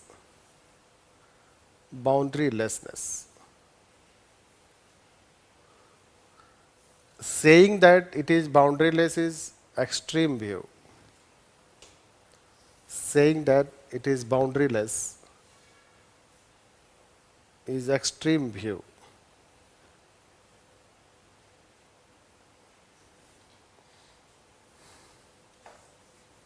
Is it clear?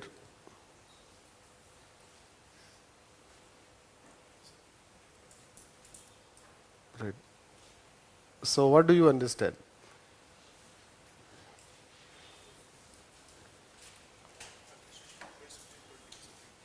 Yes? Administration operates within political setting. But this we have never mentioned. Code is fixed and very changes. Code is fixed and very dynamic, so it changes. Keep on changing as the society changes, as complexity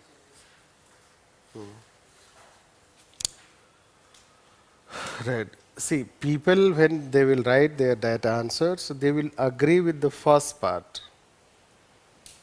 Right. If they try to answer, so they will largely say, they will not say that, it is not whatever the administrative system does is done by public administration as a discipline. Right. If we completely agree, so it is not right. Right. Because administrative system, yes, it does. Right. And that is the scope. But discipline also has certain independent existence. Discipline also has certain theoretical pursuit. Theoretical pursuit. Theoretical pursuit is that theory building for the sake of theory building. That is called academic pursuit. And you cannot avoid it. Right. For instance, let's say public policy. There are different models in public policy. Right. The state may not necessarily, let's say, be following certain models, but suppose somebody has given a model, say counter model is given. That counter model is to counter the model given rather than the what state is doing. It becomes academic pursuit. Right. Similarly, comparative administration. The comparative administration emerged during, let's say, 50s and 60s. It is more as an academic pursuit. Right. Rather than that, state is also doing comparison. Right. It was for theoretical pursuit. This. So it cannot be completely considered, its scope is determined by what administrative system does. Right. Because of many a time a theory can be given and then it will influence the state. Don't you think? Many a time a theory will come and theory will influence the state. Rather than कि state takes a function and then theory is influenced. Right. Both way it is. So some people propound theory to bring change in the state. Right. So it's a two-way process. The academic pursuit is also helping state to bring change, and state bringing change is also helping change in the academic pursuit. Right. Yes, this is how reciprocal. The theory and practice have the reciprocal relationship. Right. If you have a major theoretical development, it can bring change in the practice. And bringing change in the practice may result into change in the let's say theoretical pursuit. So this complex view you have to show rather than completely agreeing, but still large extent will say yes, scope is influenced by what the administrative system does because the subject is established for administrative system. Right. So that is how it should be the first part. The second part, by that way we are also telling, but this was not a time to tell since they have included the second question, means second part of the question is not from scope category, rather it is from disciplinary status. Right, which we have not yet taught you, public administration as a discipline. So whether it is an independent discipline and the science, whether it is a science, it is not a science, right? Whether it is recognized, not recognized. So there you will understand that, but still we have answered this, let's say, question. So if you talk the way domain means the way scope of the public administration is determined by administrative system, but at the same time by intellectual or academic pursuit, right? And therefore, public administration cannot be completely change oriented, means its boundary is not boundaryless. Right. There would be some change, but some of the old is gold, some of the things do not change. Some of the things remain same. ऐसा थोड़ी कि Newton law change हो जाएगा since it is old. Right. So something is old, so it should be changed, right? It's not like that. Some of the things, even if they are old, but still they are relevant, right? They are still relevant, let's say that. So the core of the discipline, will not change, right? Especially about organization theory. The organization theory, you need structure, you need principle, you need behavior. This is how it is. And still, let's say, if you talk in our organization, in our country, it is said if you apply behavioral theory, there will be chaos in organization. जो भी लोग काम कर रहे हैं, वो भी नहीं करेगा. Right. Sorry to say this, but if you apply behavioral approach, isn't it? क्या होते हैं, क्या बोला जाता है, सर पे चढ़ जाएंगे. ऐसा कोई स्टेयर तो बना नहीं है. Right. But if you become soft, the people will not work. So what you do? You become tailor. Right. So even if let's say 100 years have gone from Taylor and human relation theory, but still in our organization, what do you follow? Right. Taylor, strict supervision. Right. और 3 महीने के बाद 1 महीने का salary दिया जाता है ताकि भागे नहीं. Right. Isn't it? और टीए डीए जो आपका कटता है वो मिलता नहीं है कभी, मिलता है? राइट। तो जब आप जॉब छोड़ते हो तो वो नहीं दिया जाता है, इसलिए कि आपने जॉब जो है उस कॉन्ट्रैक्ट पे नहीं छोड़ा था।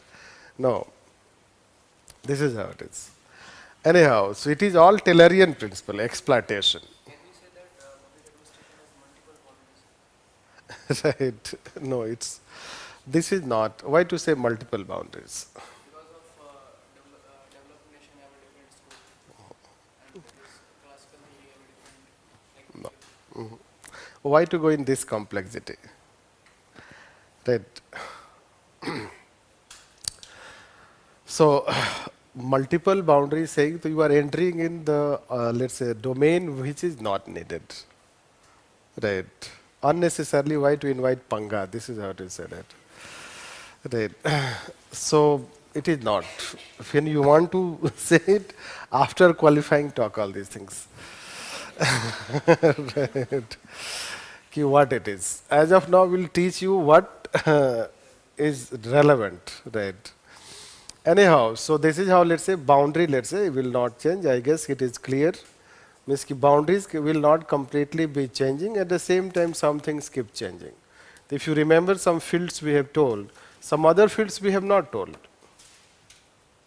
Like say public choice approach, like say new public administration, like say development administration. They are also the chapters, but they are not recognized as core of public administration. Right. If you talk core of public administration, these are the 4 or 5 fields which are considered as core. Right. Because they have changed, they were rejected, they were short-lived. Right. So even NPM does not remain represent core because it is changing. Now we have post-NPM models. Right. So that is how it is. So this way now let's say, so it is clear. Now we'll take next, discipline of public administration. So let's deal that question, discipline of public administration. That is called current status of discipline of public administration.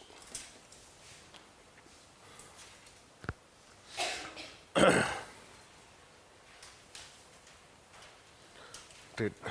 Current status of discipline of public administration.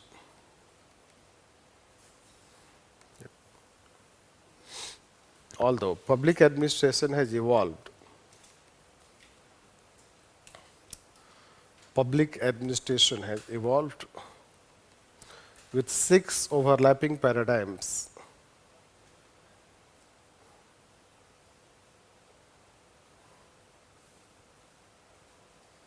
6 overlapping paradigms.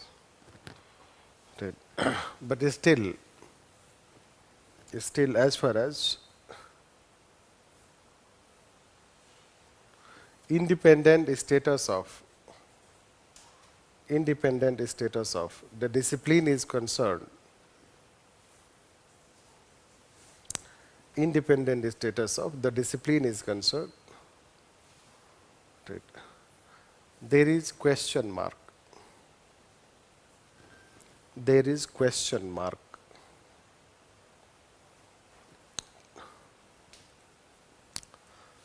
Right. So further you can write whether public administration is a separate discipline. Public administration is a separate discipline.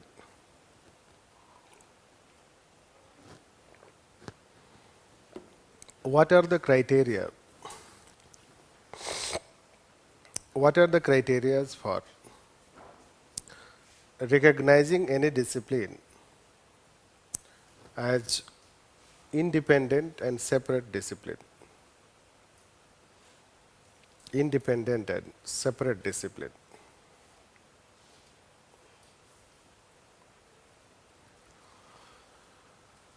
Next, what is the status of public administration? What is the status of public administration as a discipline? As a discipline, when it is compared with, or when it is compared to sociology, psychology, and political science. sociology, psychology, and political science.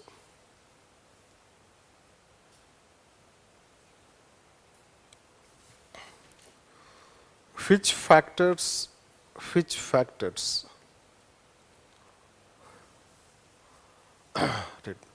affect the recognition of public administration? Affect the recognition of public administration as a separate discipline.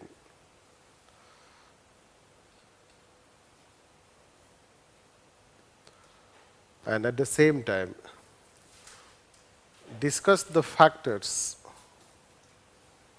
discuss the factors which help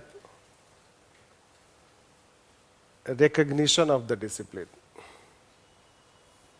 which help in recognition of the discipline.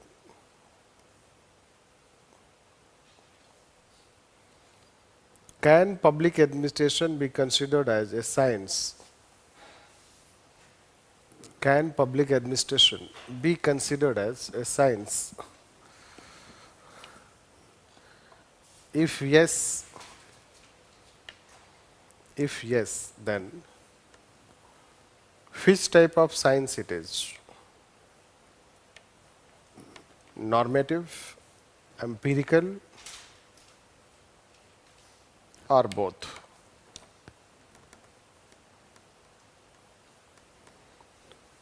So these normative, empirical, or both. So this is how different questions on discipline. So we'll deal the second question. From there we'll start. Right. Let's further read. There are different sciences. There are different sciences which can be categorized as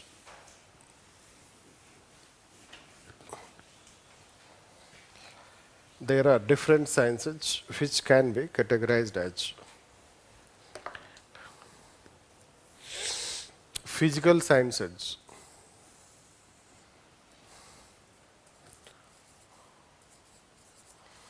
physical sciences, positive science,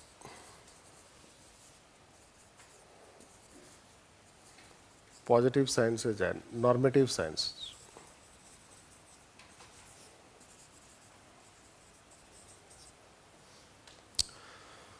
Right. Physical sciences, normative sciences, positive sciences. Physical sciences have absoluteness.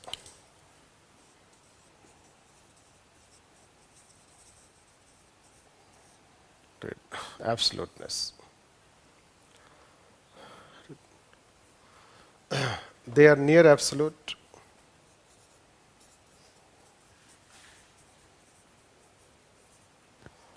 Right.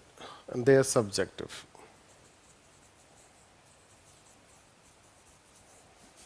They are subjective science.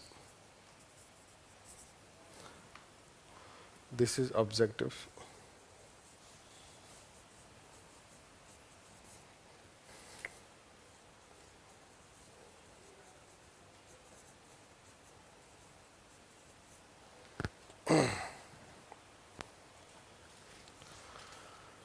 So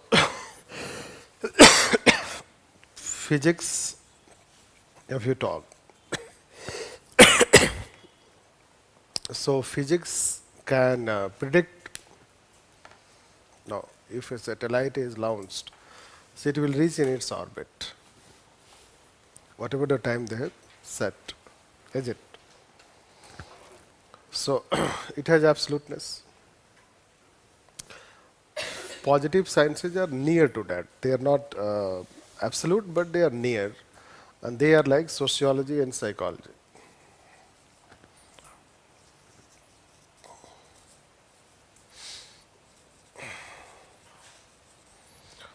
So sociology and psychology.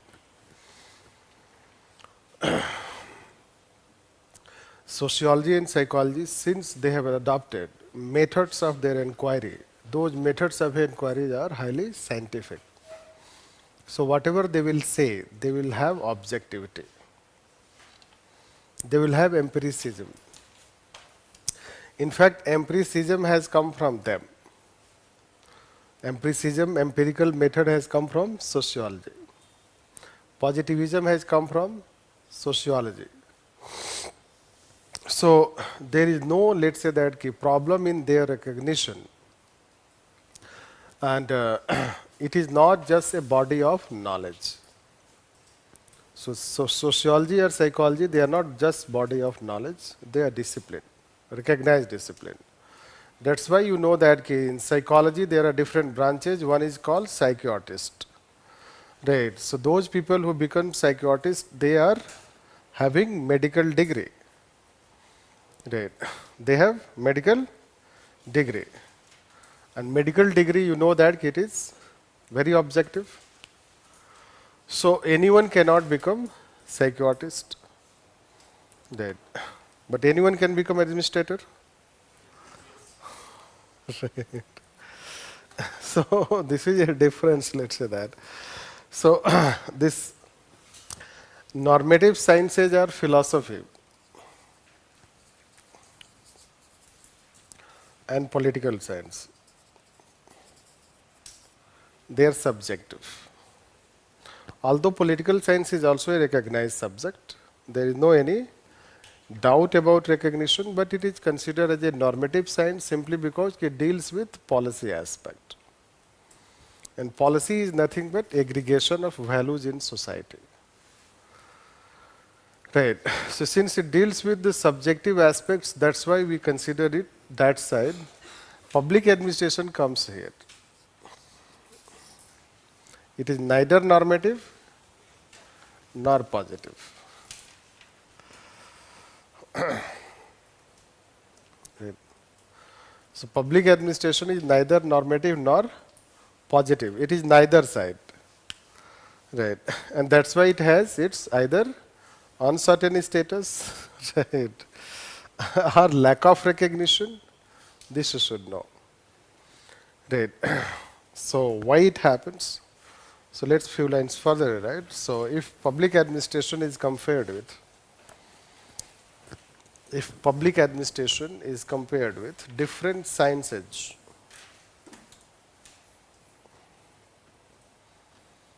public administration is compared with different sciences, then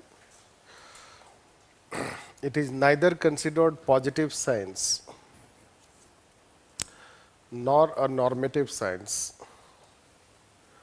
It is neither considered positive science nor normative science, nor normative science. Right. And because of this, there is a question mark. Because of this, there is a question mark.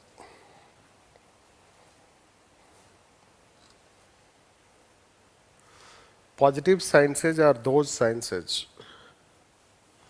Positive sciences are those sciences which can predict human behavior. Positive sciences are those sciences which can predict human behavior with nearness of absoluteness. With nearness of absoluteness.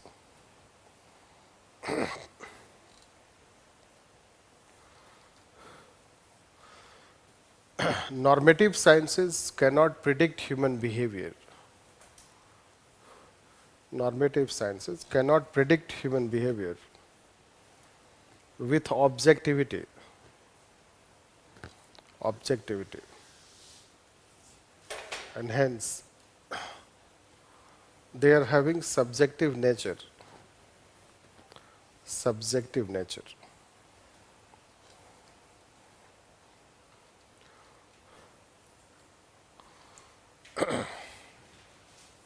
Right. Let's write further. To change in paragraph, the conditions for getting recognized as an independent discipline. The conditions for getting recognized as an independent discipline.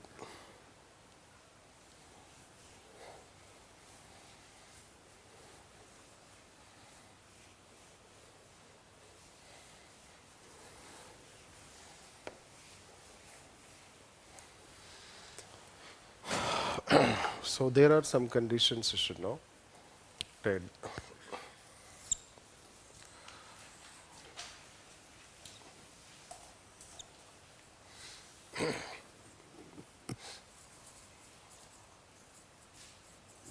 Conditions.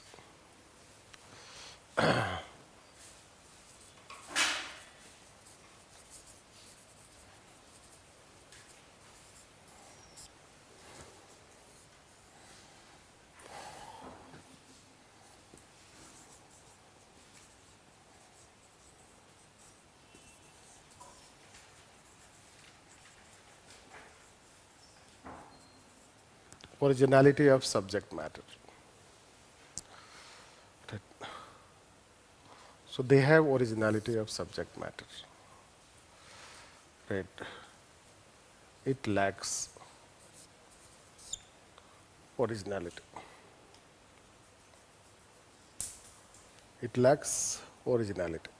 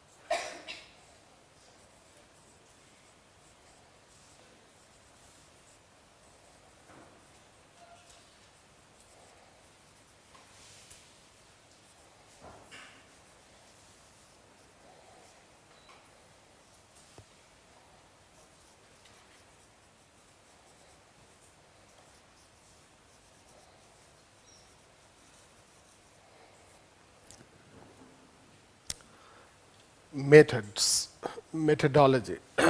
Methods and methodologies are the basis for theory building. How we build a theory? By application of some methods. Right. And every subject has developed, means a discipline to have independence. It should develop its own methods and methodology. Right. One example we have given sociology. The positivism comes from sociology. In fact, the Auguste Comte, he was the father of sociology, and he gave the concept of positivism. He propounded the method of positivism. But our founding father, Woodrow Wilson, right, so he just raised some questions, right, but he did not provide any methods. And positivism has been taken by Herbert Simon. So when Herbert Simon follows positivism, he follows a method of sociology. Right. He does not follow method of public administration. Right. Similarly, empirical. So positivism is also empirical. So that is again followed by them.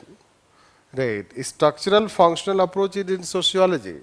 And this method has been followed in comparative public administration. So we'll read them again somewhere. So the methods that we follow, so the methods have not been given by public administration. Right. Rather they have been given by somebody else. Right. So this, Do we have any methods of our own? no. All methods are borrowed. Do we write lack there or do we write Lack is more appropriate rather than writing no. Right. This way. Then next, third point, define boundary.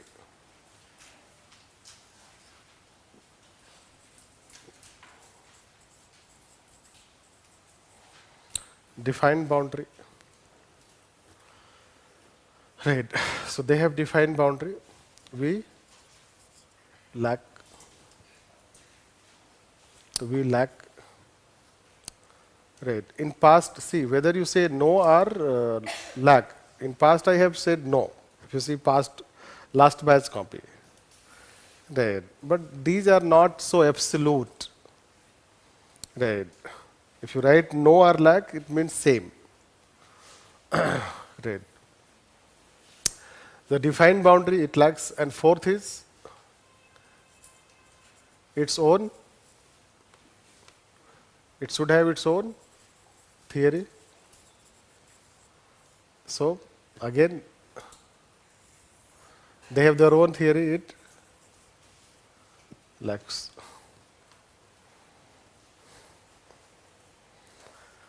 Right. So if you see on the parameters of an independent discipline, so public administration does not have those parameters. So should we say it as independent discipline? Right. So it will not be. So जैसे India में होता है, if any survey are ranked by any international agency, it is good, so we accept it. If it is not good, so we reject the survey itself. Right. So there are also thinkers of public administration, right? They know that we cannot come on, since we cannot, let's say as a discipline, we cannot match the disciplinary standard. So let's start talking that we don't need to follow those standards. Right. So public administration is not supposed to follow those standards because it is a different discipline. Right. And it is lacking, it means it has some presence also. Right. It is not having complete absence. Right. Like they have tried to adopt some of the methods. This is how it is. Like methodological pluralism has been talked in Minnebrook third conference. Right. Or let's say that ki originality of subject matter, but it deals with some subject matter. Right. It deals with implementation side. It does not deal with policy formulation, so it has some aspect. And similarly, let's say defined boundary, etc., or let's say theory. So some attempts have been made. Right. As we told that there is a core defined boundary, periphery keeps changing. Right. And similarly, let's say that theories, so yes, certainly there are no theories of public administration, but that does not mean that attempts have not been made. Attempts have been made to develop a theory of public administration. Right. So because of that, then another criteria for academic recognition, so fifth criteria is right, this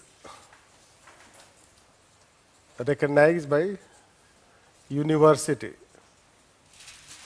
at graduation level. So another criteria is that it should be recognized by universities at graduation level. No, certainly sociology, psychology are taught, but again it lacks. So let's write on thereafter. Therefore, as far as conditions for recognition of an independent discipline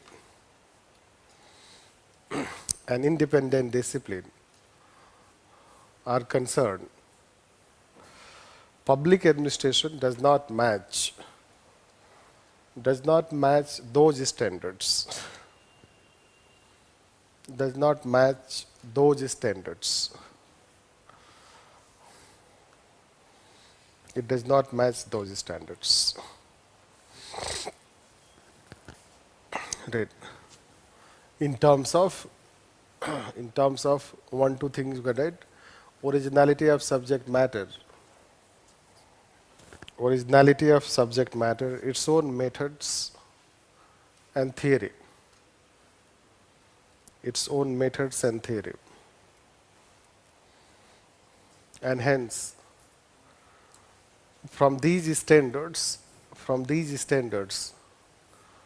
public administration is not recognized as a separate discipline. public administration is not recognized as a separate discipline.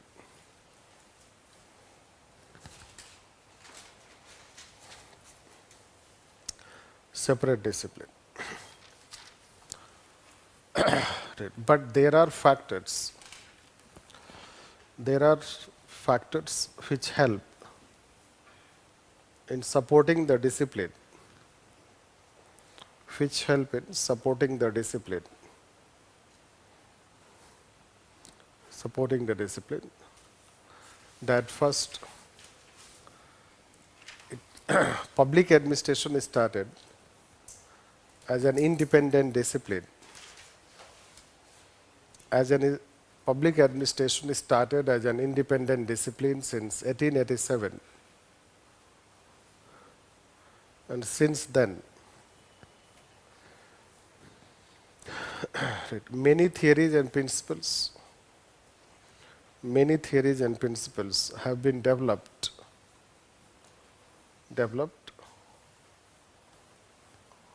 Although they are borrowed from other disciplines.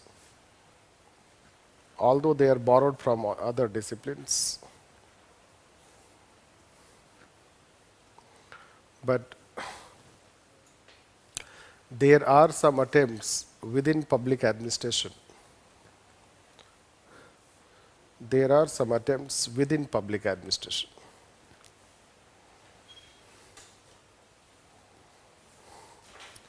Such as first, ideal bureaucracy of Max Weber.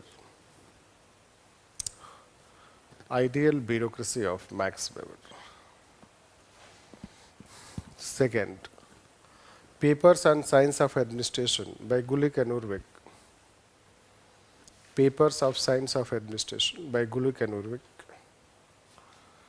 Third, Administrative Behavior of Herbert Simon.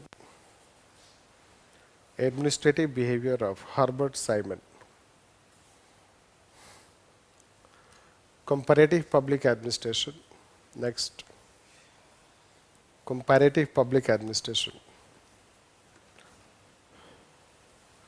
Next, post-NPM models.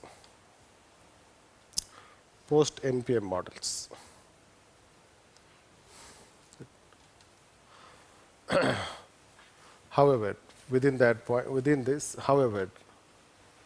they have not been able to achieve the status of a fully recognized theory.